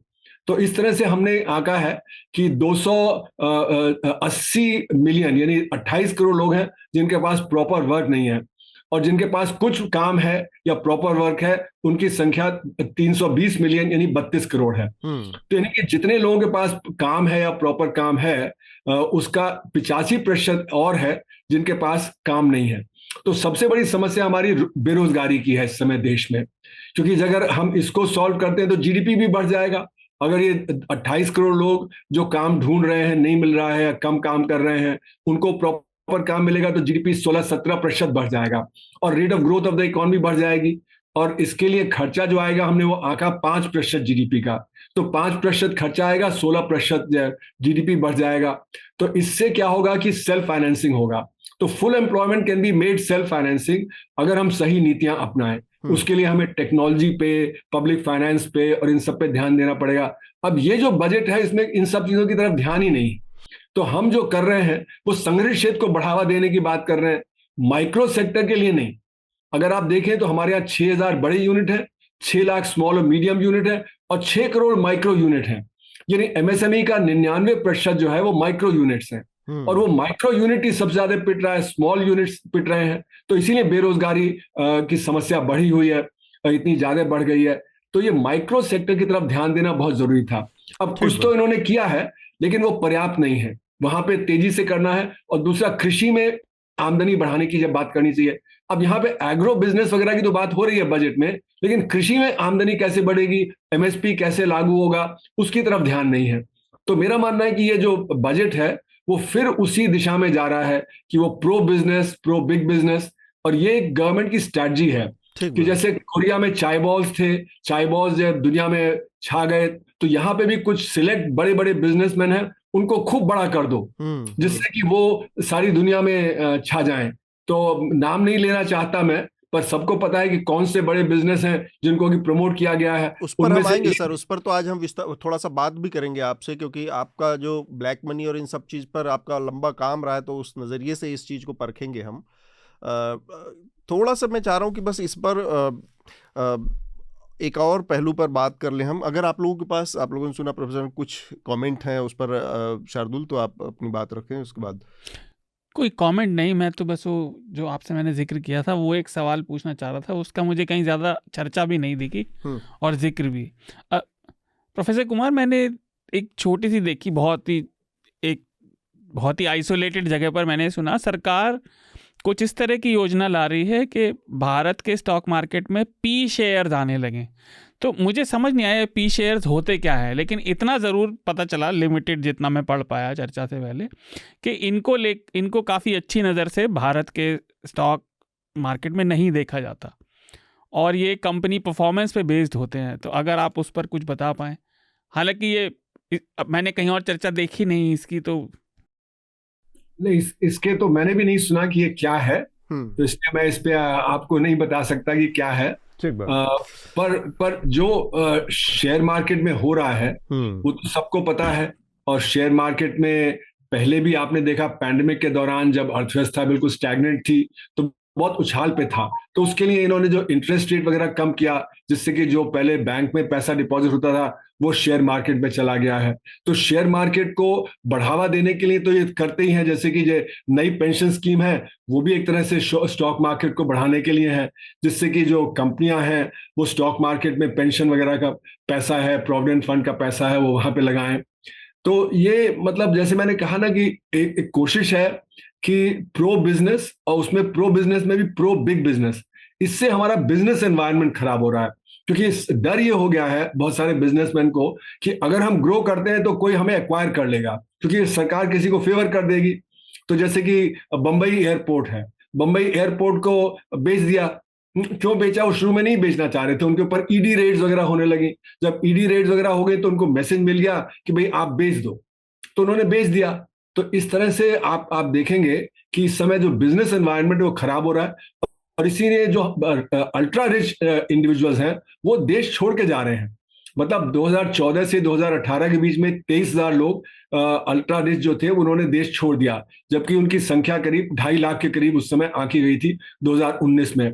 2019 में फिर 5,000 लोग चले गए, और अभी भी खबर आ रही है कि और बहुत बड़ी संख्या में जो ये अल्ट्रा रिच लोग हैं ये देश छोड़ रहे हैं। तो अगर आपका बिजनेस एनवायरनमेंट सही नहीं होगा तो इन्वेस्टमेंट भी नहीं जो उतना उभरेगा। अच्छा, इन्वेस्टमेंट अगर नहीं उभरेगा तो फिर आपका जो ग्रोथ रेट जो कमजोर रहेगा। तो जो इन्वेस्टमेंट रेट है वो तब बढ़ेगा जबकि कैपेसिटी यूटिलाइजेशन बढ़ेगी। आरबीआई के आंकड़े बताते हैं कि हमारा कैपेसिटी यूटिलाइजेशन 70 और 75 के बीच में करीब 72 के आसपास है। अब 72 के कैपेसिटी यूटिलाइजेशन पे ज्यादा इन्वेस्टमेंट नहीं होगा, कुछ क्षेत्रों में तो होगा, पर ओवरऑल इन्वेस्टमेंट रेट नहीं बढ़ेगा। 2012-13 में इन्वेस्टमेंट रेट पीक किया था करीब 36.5% पे, उसके बाद वो गिर गया। क्यों? क्योंकि डिमांड कम हो गई। तो अगर आप देखें तो पैंडेमिक के पहले ही इन्वेस्टमेंट रेट भी गिर गया था, रेट ऑफ ग्रोथ भी गिर गई थी। 2017-18 के Q4 में रेट ऑफ ग्रोथ 8% थी, और वो पैंडेमिक के पहले 2019-20 के Q4 में वो आके गिर के 3.1% हो गई थी। क्यों? क्योंकि जब तक डिमांड नहीं होगी तब तक इन्वेस्ट करके आप क्या करेंगे? और कंज्यूमर कॉन्फिडेंस जो है वो भी नहीं पूरा पुरानी लेवल पे आया। तो मेरा मानना है कि हमारा जीडीपी का डेटा ही गलत है। जो जीडीपी का डेटा है वो संघर्ष क्षेत्र के आधार पे है, उसमें असंघर्ष क्षेत्र नहीं अलग से नापा जाता। ये मान लिया जाता है कि जिस रफ्तार से संघर्ष क्षेत्र बढ़ रहा है उसी रफ्तार से असंघर्ष क्षेत्र बढ़ रहा है। ये नोटबंदी के पहले तो शायद ठीक था, लेकिन नोटबंदी के बाद ये बिल्कुल गलत है, क्योंकि असंघर्ष क्षेत्र गिर रहा है और गिरते हुए सेक्टर को आप बढ़े रेट पे दिखा रहे हैं। तो इसलिए मेरा मानना है कि अर्थव्यवस्था इस समय 6-7% पे नहीं बढ़ रही, वो -1% पे गिरावट में है। तो ये जब तक हम इसको नहीं टैकल करेंगे तो समस्या हल नहीं होगी जी। तो इसलिए मेरा बार बार मैंने कहा है कि हमने असंगठित क्षेत्र को इनविजिबलाइज कर दिया है। डेटा में वो नहीं आता, पॉलिसी में भी नहीं आता। अगर रेट ऑफ ग्रोथ हम कहते रहे कि हमारा रेट ऑफ ग्रोथ सबसे ज्यादा है दुनिया में, तो और इसलिए फिर पॉलिसी में कुछ करने की जरूरत नहीं उनके लिए, क्योंकि सब कुछ ठीक है। और कहते हैं कि IMF भी कह रहा है, पर IMF के पास क्या अलग से डेटा आता है? IMF कोई डेटा गैदरिंग एजेंसी तो है नहीं। तो जो सरकार का डेटा है उसी को IMF, वर्ल्ड बैंक इस्तेमाल करते हैं। तो वो जब गलत डेटा है, गलत डेटा को इस्तेमाल करेंगे, तो इसलिए तो IMF की भी क्रेडिबिलिटी उस मामले में नहीं है कि वो जो सही डेटा दे रहा है। तो सरकार तो उसी से कहती है कि IMF भी हमें सपोर्ट कर रहा है। तो यहाँ पर मेरे ख्याल से आपकी बात काफी विस्तार से ये हमने समझी है। समय का भी थोड़ा सा वो है, तो हम अगला जो विषय है जो अडानी समूह का मसला है, बजट पर मेरे ख्याल से काफ़ी विस्तार से प्रोफेसर अरुण कुमार ने भी और प्रोफेसर रितिका खेड़ा ने हमें काफ़ी चीज़ें समझाई हैं। जो दूसरा मसला है हिंडनबर्ग रिसर्च का मसला है, और इसका लेना देना एक तरह से इसमें ब्लैक मनी का भी एक एंगल है, जो कि टैक्स हेवन के जरिए पैसे का इस्तेमाल हो रहा है इन्फ्लेट करने में कंपनी के स्टॉक्स को, अडानी समूह का। तो ये जो रिसर्च आई है सर, इसमें 5-6 बहुत फंडामेंटल्स दिक्कतें हैं बताई गई, जिसमें ये था कि कंपनी जो है उसका करंट रेशियोस, जो अडानी समूह की कंपनी है उनका करंट रेशियो बहुत ख़राब है, नेगेटिव में है, इनके ऑडिटर्स ठीक नहीं हैं, और ये जो अडानी समूह की बिजनेस प्रैक्टिसेस हैं वो बड़े संदेहास्पद हैं, या इनके परिवार की जो के सदस्य हैं या कंपनी के जो शीर्ष पदों पर अधिकारी हैं उनका अतीत भी ठीक ठाक नहीं है, उनके खिलाफ गिरफ्तारियां उनकी हो चुकी हैं, उनके ऐसे लोगों से संबंध हैं डायमंड ट्रेड में जो कि फ्यूजिटिव हैं, भगोड़े हैं इस समय देश से, और जो कंपनी फ्लोट का हिस्सा होता है मार्केट में उसको मैनिपुलेट किया गया है बहुत बड़े पैमाने पर, और उसके ज़रिए एक तरह की बनावटी ग्रोथ कंपनी के स्टॉक्स में दिखाई गई। और इस पूरी रिपोर्ट के बाद अब लगातार गिरावट का सिलसिला है, और कमोबेश ऐसी स्थिति है कि अडानी एंटरप्राइजेज जो कि मुख्य जो फ्लैगशिप कंपनी है अडानी समूह की, उसके एसेट्स या उसकी वेल्थ, नेट वेल्थ में लगभग आधी की गिरावट आ गई, 48% की गिरावट आ चुकी है 3-4 दिनों में। तो मैं जानना चाह रहा हूँ कि ये जो पूरा हिंडनबर्ग रिसर्च की जो पूरी रिपोर्ट है, इसके नज़रिए से आप अडानी समूह को कैसे आंक रहे हैं अब, और इस रिपोर्ट में क्या कुछ खामियां, कुछ गड़बड़ियां, क्या कुछ इल इंटेंशन, कुछ बैड मोटिव्स आपको नज़र आती हैं कि ऐसे समय में जब उनका FPO आने वाला था तब ये रिपोर्ट आई है, और उनको नुकसान पहुंचाने के इरादे से ये रिपोर्ट आई है, या उसमें कुछ और चीज़ हो सकती है? अगर आप अपनी एक वो दे पाएँ हमें ओवरऑल एक व्यू, और फिर बाकी शार्दुल और आनंद आप लोग इस पर जो चल रहा है मार्केट में उस पर आप लोगों की प्रतिक्रिया लेंगे। सबसे पहले मैं चाहूँगा प्रोफेसर अरुण कुमार अपनी बात कहें। तो एक बात मैं कहना चाह रहा था, आप जो बजट के बारे में कह रहे हैं कि लोग कहते हैं कि हमारा जीएसटी कलेक्शन बहुत अच्छा बढ़ रहा है, कॉर्पोरेट टैक्स कलेक्शन और इनकम टैक्स कलेक्शन, पर ये सारा संग्रहित क्षेत्र से आता है, ये असंग्रहित क्षेत्र को नहीं दर्शाता है। तो जब लोग कहते हैं कि हाई फ्रीक्वेंसी डेटा है वो सपोर्ट कर रहा है कि हमारी ग्रोथ 7% है, तो वो बात यही दिखाती है कि संग्रहित क्षेत्र अच्छा कर रहा है, वो असंग्रहित क्षेत्र को नहीं दिखाता है। तो हमारे बजट में भी ये जो दिख रहा है अभी कि जो टैक्स बॉयंसी वगैरह वो संग्रहित क्षेत्र की दिख रही है, और वो संग्रहित क्षेत्र हमारे असंग्रहित क्षेत्र के उस पर बढ़ रहा है। तो इसीलिए मैं कहता हूं बार बार कि संग्रहित क्षेत्र ने असंग्रहित क्षेत्र को कॉलोनाइज कर लिया है। तो वो कॉलोनियल, जैसे भारत को कॉलोनाइज किया था ब्रिटिश ने, उसी तरह कॉलोनियल रूल चल रहा है।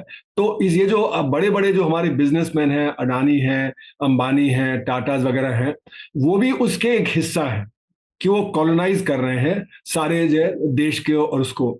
तो जो आपने बात उठाई है कि जो हिंडनबर्ग की रिपोर्ट आई, जो अडानीज वगैरह का है, इसमें कोई अनयूजुअल चीज नहीं है, लेकिन अनयूजुअल चीज भी एक है, वो है कि एस्टाउंडिंग लेवल पे जो खेल खेला गया है। मतलब इतना बड़ा खेल और किसी बिजनेस हाउस ने नहीं खेला जितना कि अभी हो रहा है, और उसके पीछे क्रोनिज्म है।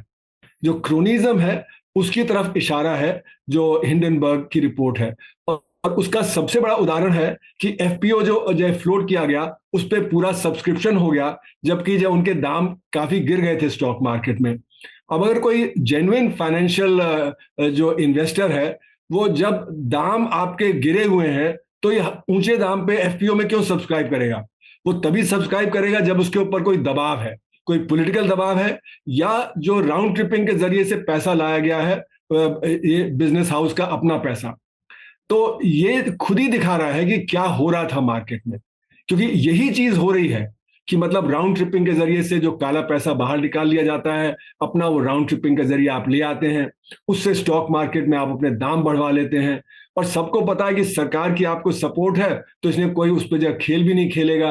ये तो क्योंकि एक बाहर का जो फाइनेंशियल जो वो कैपिटल है, उसने ये खेल खेला है शॉर्टिंग का। कोई इंडियन बिजनेसमैन हिम्मत नहीं कर सकता था कि वो शॉर्टिंग करे, या कोई इंडियन फाइनेंशियल एक्सपर्ट या कोई ऐसा वो शॉर्टिंग का खेल नहीं खेल सकता था, क्योंकि यहाँ पे सरकार का दबाव बहुत ज्यादा है।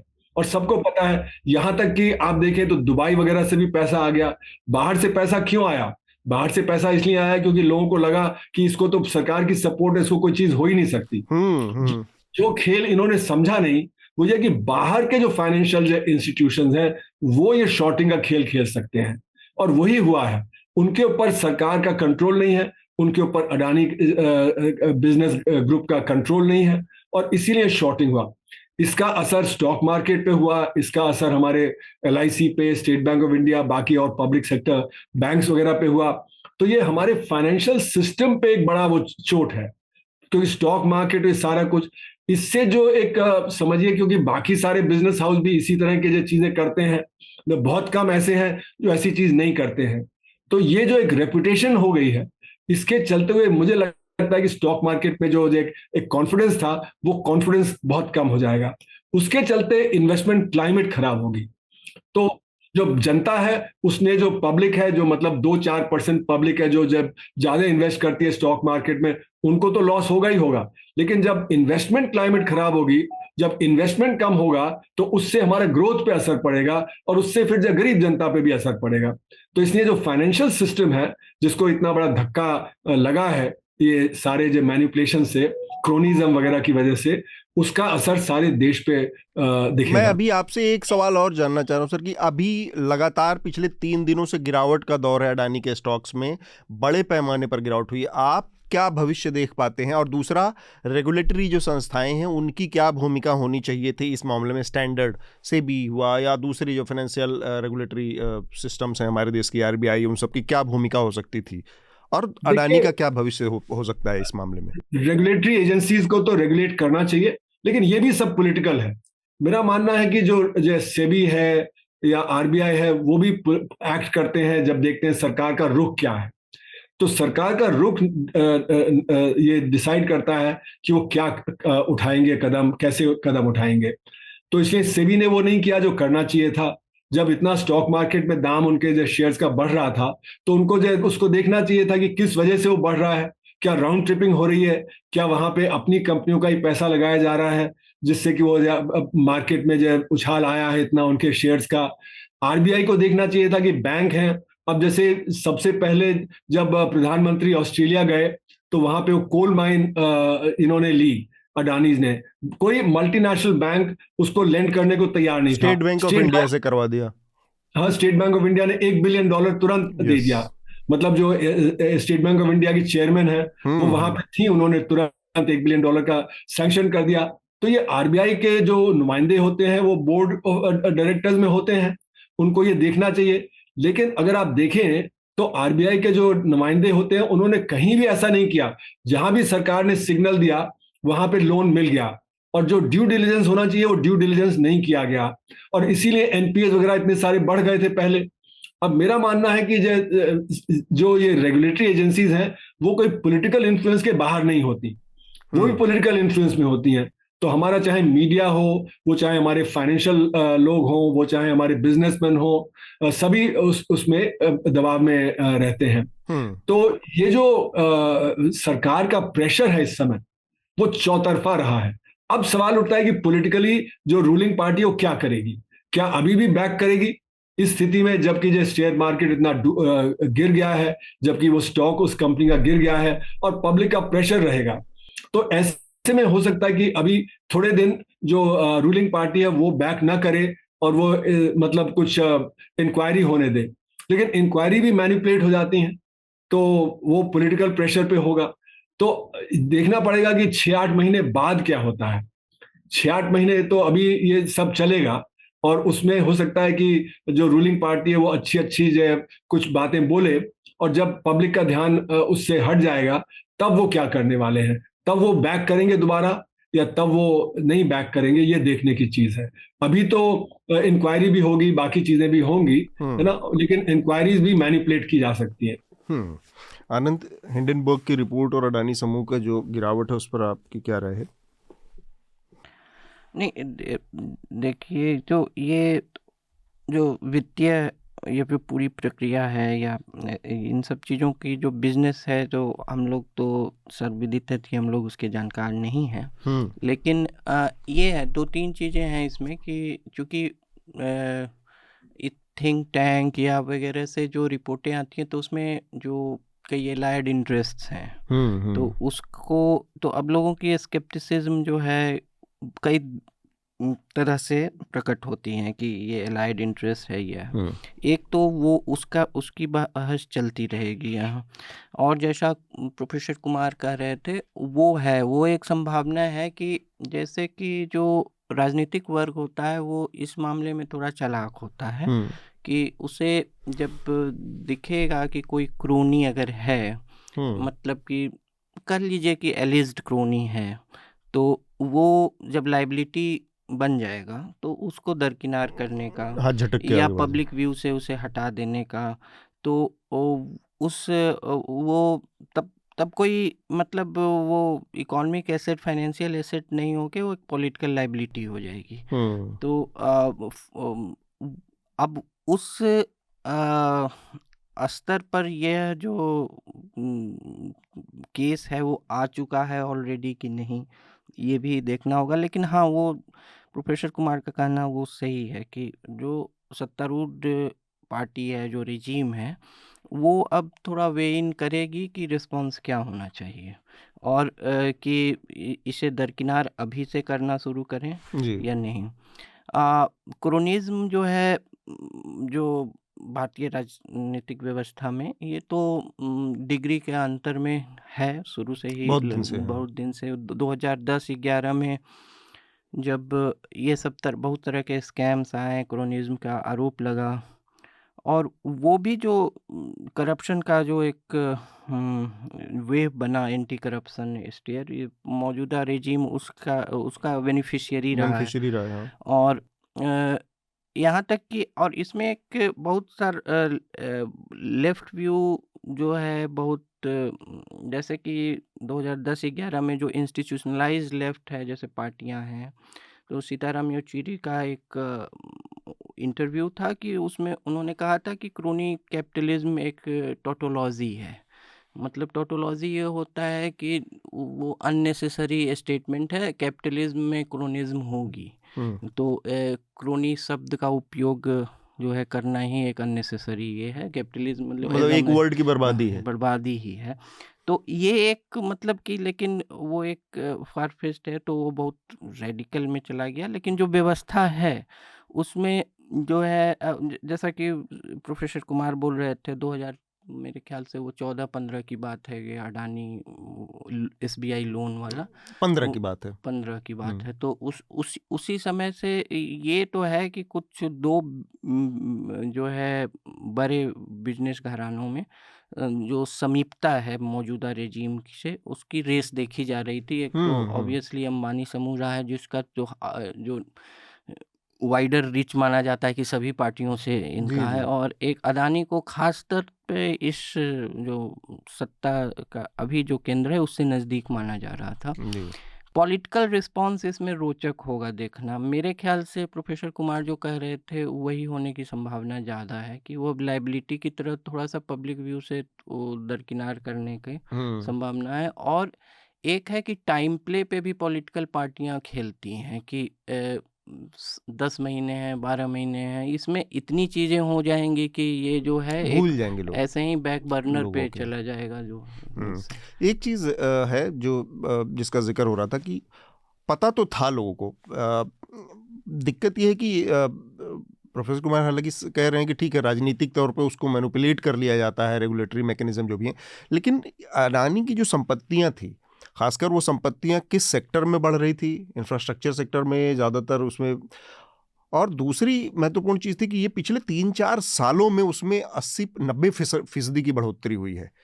तो आप 30 साल 35 साल पुरानी कोई कंपनी और पिछले 3 साल के अंदर में अगर आपकी सारी वेल्थ, आप दुनिया के तीसरे सबसे रईस आदमी बन गए और उसमें आपकी 90% वेल्थ 3 सालों में जुड़ी है, तो ये घंटी बजाने के लिए पर्याप्त था। मेरा सवाल ये है कि मतलब फिर भी किसी देश में एक भी ऐसा इंस्टीट्यूशन नहीं है जिसको घंटी बजानी चाहिए थी, जिसको अलर्ट करना चाहिए था, जिसके जरिए कहीं कोई मेल गया हो, कोई लेटर गया हो, कहीं कोई एक एहतियाती जवाब दे कुछ बात हुई हो कि भाई ये इसमें कुछ गड़बड़ चल रहा है, इसको ये नॉर्मल नहीं है कि 3 साल के अंदर कोई कंपनी 85% की ग्रोथ दिखा, 85% उसकी वेल्थ बढ़ गई है ना। तो ये जो चीज़ है, अपनी एक निजी एक व्यक्ति की अपनी $130 बिलियन अपनी निजी वेल्थ उनकी बढ़ गई यहाँ तक, गौतम अडानी जो कि अडानी समूह के चेयरमैन हैं। तो ये सारी चीज़ें के नज़रिए से मैं इसको समझना चाह रहा हूँ कि अब एक सस्टेनेबल ग्रोथ धीरे धीरे हो रही है, कुछ चल रहा है। तो एक बात कही जाती है कि भारत में या थर्ड वर्ल्ड कंट्रीज़ में, मेरे ख्याल से बाकी देशों में भी ये स्थिति होगी, थोड़ी कम थोड़ा ज़्यादा, आप बहुत ईमानदारी से, बहुत आदर्शवादी तरीके से बड़े बिजनेसमैन, बड़े उद्योगपति और बड़ा घराना नहीं बन सकते, क्योंकि हमारे यहाँ सरकारों का, लाल फीताशाही का जितना बड़ा चंगुल है, जितना बड़ा अंकुश है कि आपको बहुत सारे कॉम्प्रोमाइज़ेस करने पड़ते हैं कदम कदम पर कदम कदम। वो चीज़ हर जगह यहाँ पर भी लागू है, लेकिन उसमें भी आप ग्रोथ की ट्रेजेक्टरी क्या होगी आपकी, और उस ट्रेजेक्टरी को देखकर किसी न किसी संस्थान को नोटिस लेना चाहिए था। वो चीज़ मिसिंग पूरे इसमें दिख रही है कि अचानक से एक गैस का गुब्बारा फट गया और एक कंपनी का मालिक जो दुनिया का तीसरा सबसे रईस आदमी था, वो अचानक से उसकी पूरी कंपनी घट के आधी रह गई।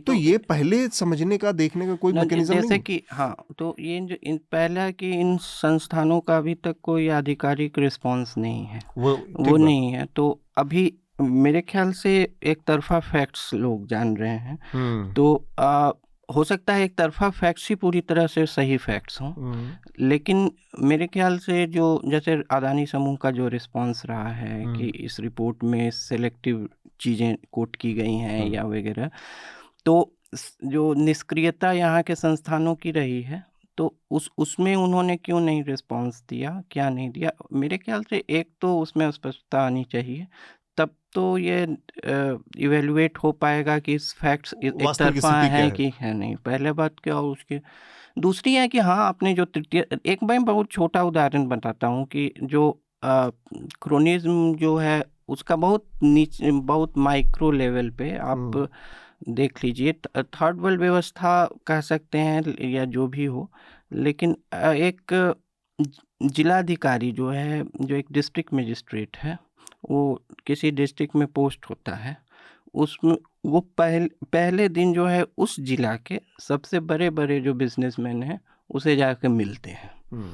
मतलब ज़रूरत ही क्या है, मतलब एक उसे गुड ह्यूमर में रखना, ये करना, मतलब कि जिला प्रशासन का उस जिला में जो है वहाँ के व्यवसायियों से सही होना, उसको कई तरह की मदद पहुँचाना, ये तो मतलब राज्य तंत्र का जो है, राजतंत्र के मतलब राज्य व्यवस्था का जो है, प्रशासनिक व्यवस्था का बिजनेस व्यवसाय से जो इंटरसेक्शन है उतने छोटे स्तर से भारत में शुरू हो जाता है।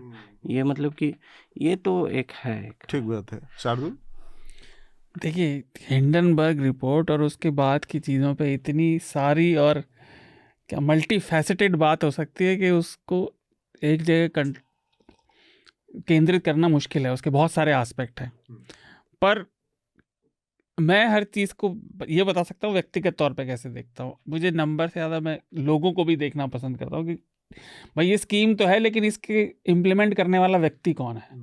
तो हिंडनबर्ग की, मैंने आपको याद हो पिछले हफ्ते मैंने कहा था कि उन्होंने केवल ये बातें कही नहीं है, उन्होंने अपना पैसा भी लगाया, थोड़ा बहुत नहीं, 2.5 बिलियन शॉर्ट सेलिंग किया है। कुछ लोग ये कह रहे थे, भारत में खासतौर से राष्ट्रवाद का भोंपू हम छोड़ भी दें, जो ये कह रहे थे भारत पे लड़ाई है, अडानी भी भारत हो गए, हमें तो लग रहा था मोदी जी हैं, पर कोई बात नहीं। तो ये व्यक्ति जो नेथन एंडरसन है, हिंडनबर्ग को जो चला रहा है, वो हैरी मार्कोपोलोस के साथ उसने काम किया, उसको आदर्श मानता है। अगर आपको याद हो तो पॉन्जी जो था व्यक्ति, उसका भंडाफोड़ हैरी मार्कोपोलोस ने किया। तो आप देख सकते हैं उस व्यक्ति की ट्रैजेक्टरी क्या है, आप उससे अग्री करें या ना करें। तो इसलिए मुझे वो रिपोर्ट क्रेडिबल लगी थी। उसके बाद हम सभी ने इसको जितना हो सका पढ़ना शुरू किया, तो आश्चर्य की बातें काफ़ी सारी मिली। जैसे कि इकोनॉमिक टाइम्स की रिपोर्ट थी पिछले साल अगस्त की, कि अडानी की एक कंपनी अडानी ग्रीन्स का डेट टू इक्विटी रेशो, जो एक, फिर मैंने देखा इकोनॉमिक्स की किताब में क्या होता है, क्योंकि मैं तो स्टूडेंट नहीं था, 2:1 लिखा हुआ था कि आदर्श इतना होना चाहिए, वो 2000% था। और फिर दिसंबर का एक रिपोर्ट था उनके फेवर में कंपनी की कि नहीं अब तो बहुत बेहतर हो गई है, अब वो रेशो 60/1 का हो गया, 60:1 का। तो ये बात समझ में नहीं आने वाली है, खासतौर से उन लोगों के लिए जो उसको रेगुलर स्टडी नहीं करते। भाई आपका इतना ज़्यादा उधार कैसे है? फिर कंपनी की ओनरशिप की बात हुई है हिंडनबर्ग रिपोर्ट में, तो जो उनकी ऑन पेपर परिवार में ओनरशिप है वो बिल्कुल मैक्सिमम वैल्यू तक है। भारत सरकार 75 तक देती है, इनकी 72 है, 73 है, 71 है। लेकिन उन्होंने कहा है कि जो बाहर से निवेश हुए हैं टैक्स हेवन से, वो उनके भाई के कंट्रोल में है। तो वो तो लगभग 85-90% तक ओनरशिप हो गई। ये गड़बड़ हो गई। प्लस शेयर प्लेजिंग भी है, शेयर के ऊपर लोन है। हाँ, तो ऊपर से आपकी कंपनी अगर इतनी उधार पे है, उस उधार पे आप बायबैक करके कर रहे हैं, तो ये तो उधार पे उधार हो गया। और एक आखिरी छोटी सी चीज जो मतलब मुझे सवाल बड़ा रोचक लगा, कि अभी हम बात कर रहे थे एफपीओ की, उन्होंने भी किया कि हम शेयर धारकों के हित में ऐसा कर रहे हैं। रिटेल इन्वेस्टर तो उसमें 1% से भी कम थे। अधिकतर इंस्टीट्यूशनल और अमीर इन्वेस्टर थे। और दूसरी बात, ये ग्रुप गिरावट शुरू होने से पहले 125 बिलियन डॉलर के आसपास का था। अगर इसे $2 बिलियन उठाने थे, तो मैंने तो मतलब ये हफ्ते भर में जितना पढ़ा, तो उन्होंने क्वालिफाइड मतलब एलोकेशन क्यों नहीं किया, QIP बोलते हैं उसको, क्वालिफाइड इंस्टीट्यूशनल प्लेसमेंट। मैंने जितने डॉक्यूमेंट पढ़े सब में लिखा था कि अधिकतर इंस्टीट्यूशन प्रेफर करते हैं कि वो QIP करें, क्योंकि उसमें पेपर वर्क कम होता है, टाइम कम होता है। FPO के लिए आपको काफ़ी ज़्यादा फिर सेबी से भी लेनी पड़ती है। और आखिरी बात, क्रेडिट स्विस और सिटी ग्रुप ने जो किया कि उनके बॉन्ड्स को सिक्योरिटीज़ के रूप में लेना बंद कर दिया, उनका लैंडिंग क्रेडिट खत्म है ना। तो उसके बाद सेबी ने और जो RBI ने नोटिस भेजे हैं। जब ये रिपोर्ट बाहर आई थी तब हमारे इंस्टीट्यूशन सो रहे थे क्या?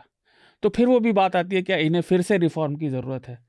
तो हम तो सवाल पूछ सकते हैं, शायद प्रोफेसर कुमार कुछ बता पाए, बट अब भारत के रिपोर्टाज में चीज़ें थी, लेकिन उन्होंने कंपाइल करके भेज दी तो वो देश पे हमला हो गया। तो ये बात समझ नहीं आती। ठीक बात है। पार्लियामेंट में भी कल ये मुद्दा उठा था, और विपक्षी पार्टी है कांग्रेस पार्टी, उसने और तमाम दूसरे विपक्षी दलों ने भी मांग की है कि इस पर JPC का गठन हो, ज्वाइंट पार्लियामेंट्री कमेटी बने और वो इसकी जांच करे। और जाहिर सी बात है, एक बड़े पैमाने पर जिसमें लोगों का पैसा लगा हुआ है एक कंपनी में, और उसकी प्रैक्टिसेस कुछ हद तक ट्रांसपेरेंट होनी चाहिए, बहुत हद तक जवाबदेह होनी चाहिए, ये सारी बहुत जेन्युइन मांग है लोगों की। में तो सारा ट्रांसपेरेंसी होनी चाहिए। प्रोफेसर साहब, आपकी आखिरी बात इस पर। हाँ, दो चीजें मैं कहना चाहूंगा। जो मैंने शुरू में कहा था कि जो एफपीओ सब्सक्राइब हुआ वो खुद ही दिखा रहा है किस प्रकार का क्रोनिज्म था जी। क्योंकि जब मार्केट में दाम कम है तो कोई क्यों इन्वेस्ट करेगा एफपीओ में? वो तभी करेगा जब प्रेशर होगा, या जो कंपनी है उसने अपना राउंड ट्रिपिंग से पैसा वहां पे लगाया है जैसे कि पहले वो लगाते रहे हैं। ये खुद ही दिखा रहा है कि क्या गड़बड़ी थी सारी चीजों में, और वो गड़बड़ी एफपीओ में भी दिख रही है। और जो एफपीओ विड्रॉ किया गया है वो यही है कि भाई अब जब प्रॉब्लम बहुत ज्यादा हो गई है इसको किसी तरह से सॉल्व करो। तो ये कहा गया एफपीओ के लिए कि भाई हमारा नैतिक रूप से ये ठीक नहीं है, लेकिन असल में वो अपना ही पैसा बचाने की कोशिश है। हाँ, कहने की बात है कि वो तो मतलब अगर मुझे प्रेशर नहीं होता तो वो नहीं करते, पर प्रेशर है क्योंकि क्रेडिट स्विस ने कह दिया, सिटी बैंक ने कह दिया, तो अपने को बचाने के लिए वो कोशिश है। नहीं तो एफपीओ जिस तरह से वो सब्सक्राइब हुआ है वो खुद ही दिखा रहा है किस प्रकार का क्रोनिज्म, किस प्रकार का मैनिपुलेशन सारे समय चलता रहा है। दूसरी बात, जेपीसी से कोई फर्क नहीं पड़ने वाला, क्योंकि जेपीसी में जो बीजेपी है वही डोमिनेंट रहेगा, क्योंकि उनकी जो सीटें सबसे ज्यादा हैं। ये पहले भी हम लोग जेपीसी में देख चुके हैं। तो यहाँ पे मुझे लगता है जुडिशियल कोई वो होना चाहिए, सुप्रीम कोर्ट की कोई मॉनिटरिंग होनी चाहिए, जो कुछ कम से कम हो सकता है कोई न्यूट्रल जजेस हो। हालांकि अभी तो ये भी समस्या आ रही है कि कितना कमिटमेंट है कितना कमिटमेंट नहीं है, पर जुडिशरी एक है जो हो सकता है ज्यादा न्यूट्रल बॉडी हो जो इसको देख सके। नहीं तो जो क्रोनिज्म का प्रेशर है वो सभी इंस्टीट्यूशन में है। और फाइनल में बात कहूंगा कि जो मैंने एक आर्टिकल अभी लिखा था 3 महीने पहले कि हमारे देश में डेमोक्रेसी आई है जबकि कॉन्शियसनेस फ्यूडल है। एक फ्यूडल कंट्री में डेमोक्रेसी आई है और इसलिए लोग मतलब जो कॉम्प्लाई करते हैं, इसलिए जैसे सुप्रीम कोर्ट ने कहा कि हमें इंडिपेंडेंट लोग चाहिए हमारी इसमें इलेक्शन कमीशन में। तो जब जनता ही फ्यूडल है तो वहां पे इंडिपेंडेंट लोग कहां से आएंगे, है ना? तो गांधी ने कहा था अपने हिंद स्वराज में कि as the people so the parliament, मतलब जिस तरह के लोग होंगे, अगर उनकी फ्यूडल कॉन्शियसनेस होगी तो जो लोग पार्लियामेंट में आएंगे, जो लोग इंस्टीट्यूशन में आएंगे, उनकी भी कॉन्शियसनेस होते रहे। तो हमें कॉन्शियसनेस बढ़ाने की बहुत जरूरत है देश में, जहां पे एक डेमोक्रेटिक कॉन्शियसनेस बिल्ड हो। अभी जो फ्यूडल कॉन्शियसनेस है जिसके चलते हुए लोग अथॉरिटी की बात मानने को तैयार हो जाते हैं, या जो अथॉरिटी कहता है उसको करने को तैयार हो जाते हैं सारे इंस्टीट्यूशन में। तो इसलिए डेमोक्रेसी को स्ट्रेंथन करना वो ही एक लॉन्ग टर्म में सोल्यूशन हो सकता है। ठीक बात। काफ़ी समय भी हो गया और काफ़ी चर्चा हुई है। हम रिकमेंडेशन की अब प्रक्रिया पूरी करेंगे आखिर में। तो सबसे पहले प्रोफेसर अरुण कुमार से ही ले लेते हैं उनका रिकमेंडेशन, और फिर उनका रिकमेंडेशन लेकर उनको हम फ्री करेंगे जाने के लिए। मैं तो अपनी जो हमारी रिपोर्ट आई है एम्प्लॉयमेंट अनएम्प्लॉयमेंट की, इसी को रेकमेंड करूंगा कि लोग पढ़ें तो इससे एक ब्रॉडर पर्सपेक्टिव समाज के बारे में, बेरोजगारी के बारे में मिलेगा। लेकिन अगर आप किताब की बात सोच रहे हैं किसी और की किताब, तो कुर्ट्सवाइल की एक किताब है सिंगुलैरिटी इज नियर। वो बहुत ही मतलब एक पर्सपेक्टिव देती है कि आज टेक्नोलॉजी में क्या हो रहा है, किस तरह की समस्याएं समाज में आने वाली हैं और उससे कैसे जूझा जाए। हालांकि उनके बड़े पॉजिटिव व्यू है, पर उससे ये भी समझ में आता है कि और समस्याएं क्या हो सकती हैं। जी जी जी, बहुत बहुत thank you sir. Thank you. Okay, Shardul, आप क्या रिकमेंड करेंगे? मेरे 2 रिकमेंडेशन है। पहला तो एक पिक्चर आई थी कुछ साल हो गए, द बिग शॉर्ट। ये 2008 के समय जो सारे रियल एस्टेट अमेरिका के मार्केट शॉर्ट किए गए थे, तो वो एक एक्सप्लेनर है स्टॉक मार्केट में ये डेरिवेटिव और सिक्योरिटी और ये शॉर्ट कैसे काम करते हैं उस पर। जो ये जार्गन के अंदर जो झोल चलता है उसको बहुत अच्छे से समझाया है। तो पहला तो वो। दूसरा, अभी एक डॉक्यूमेंट्री आई है नेटफ्लिक्स पे, Mumbai mafia, police versus underworld. वो देखें। वो भी आजकल काफी लोगों को याद नहीं है कैसा हुआ करता था मिड 90s के दौर का बॉम्बे जो था, जहां पर अंडरवर्ल्ड का बहुत असर था। तो ये दोनों रिकमेंडेशन। आनंद, आपका रिकमेंडेशन? मजा नहीं आया लग रहा है आपको मुंबई माफिया से। तो नहीं, चूंकि आर्थिक मामलों पर ही बात हुई है तो मेरा रिकमेंडेशन जरूरी नहीं कि आप आर्थिक ही करेंगे। नहीं, चूंकि एक प्रासंगिक माहौल के हिसाब से ये थोड़ा गैर पारंपरिक एक मापदंड है आर्थिक गतिविधियों को नापने का। वो बहुत अर्थशास्त्री इसका भी उपयोग करते हैं जब और तरह की डेटा अवेलेबल नहीं हो। तो टाइम्स ऑफ इंडिया में इस सोमवार या मंगलवार को एक रिपोर्ट आई थी जिसे अन्य अखबारों ने भी वहाँ से पिक किया। वो था कि नाइट टाइम लाइट का। तो 2012 से 2021 तक एक स्टडी किया गया कि भारत में जो रात में जो प्रकाश है उसका एक मापदंड होता है नाइट टाइम लाइट। और तो इसमें IMF पहले भी पेपर्स जारी कर चुका है। उसका कहना है कि अगर एलियंस अगर विश्व को धरती को मतलब कि अगर देखें डार्क साइड से तो भी उन्हें जो ग्लोबल इकोनॉमी का एक अंदाजा मिल जाएगा, क्योंकि कहाँ लाइट आ रही है, लाइट नाइट टाइम में किस जगह से आ रही है, तो वो एक आर्थिक गतिविधियों का भी संकेत होता है कि नाइट लाइफ कहाँ ज़्यादा है, नाइट लाइट कहाँ है, कुछ एक्टिविटी हो रही है, इकोनॉमिक एक्टिविटीज, और एक तरह से थोड़ा बढ़ते अर्बनाइजेशन का भी। सिर्फ इलेक्ट्रिफिकेशन या विद्युतीकरण के पेनिट्रेशन का नहीं, गांव में फिर भी 8 बजे बंद हो जाएगा सब। तो अर्थव्यवस्था के भी। तो इसमें मतलब अभी बहुत ग्रीम चीज़ों का बात हुआ, लेकिन भारत के लिए अच्छे संकेत हैं क्योंकि भारत में इस दौरान जो है नाइट टाइम लाइट इंडेक्स जो है 43% बढ़ी है, मतलब 2012 से 21 तक। और जो आर्थिक रूप से पिछड़े राज्य हैं जैसे बिहार हुआ, मणिपुर हुआ, इसमें तो इसमें 400% से भी अधिक की वृद्धि है। और जो औद्योगिक रूप से और संपन्न राज्य हैं जैसे महाराष्ट्र, तमिलनाडु वगैरह में भी डिसेंट 60% की वृद्धि है। उत्तर प्रदेश में भी अच्छी वृद्धि है। हम तो और भी, तो मेरे ख्याल से एक ये अनकन्वेंशनल मेजर है आर्थिक तरक्की को नापने का, प्रगति को। और प्रगति के और भी बहुत मेजर्स हो सकते हैं। कई लोग देखते हैं जैसे कि कितने वाहन खरीदे गए, कितने ये खरीदे गए, बहुत तरह का मेजर्स लोग लेते हैं। तो ये एक अनकन्वेंशनल मेजर लगा और detailed report times of India में सोमवार को है, और उसे कई अखबारों ने दूसरे ढंग से वहाँ से पिक करके उस पर काम किया। मेरे ख्याल से एक इंटरेस्टिंग रिपोर्ट है। तो दिलचस्प है ये। मेरा रिकमेंडेशन एक तो ये है कि PRS पर जो इसकी समीक्षा आती है, PRS की वेबसाइट पर बजट की, वो पढ़ें तो उससे बहुत थोड़ा उसको सिंप्लीफाई करके, हालांकि PRS पर बहुत जटिल भी चीज़ें आती हैं, तो लेकिन बजट को सिंप्लीफाई करके उन्होंने जो अपना विश्लेषण दिया उसको पढ़ें, उससे समझ में आएगा। वहाँ से ही बहुत सारे पॉइंट्स निकाल कर हमने आज बातचीत की है। और इसके अलावा एक किताब मैं पढ़ रहा हूँ और जल्दी इसका इंटरव्यू भी करूँगा, होने वाला है।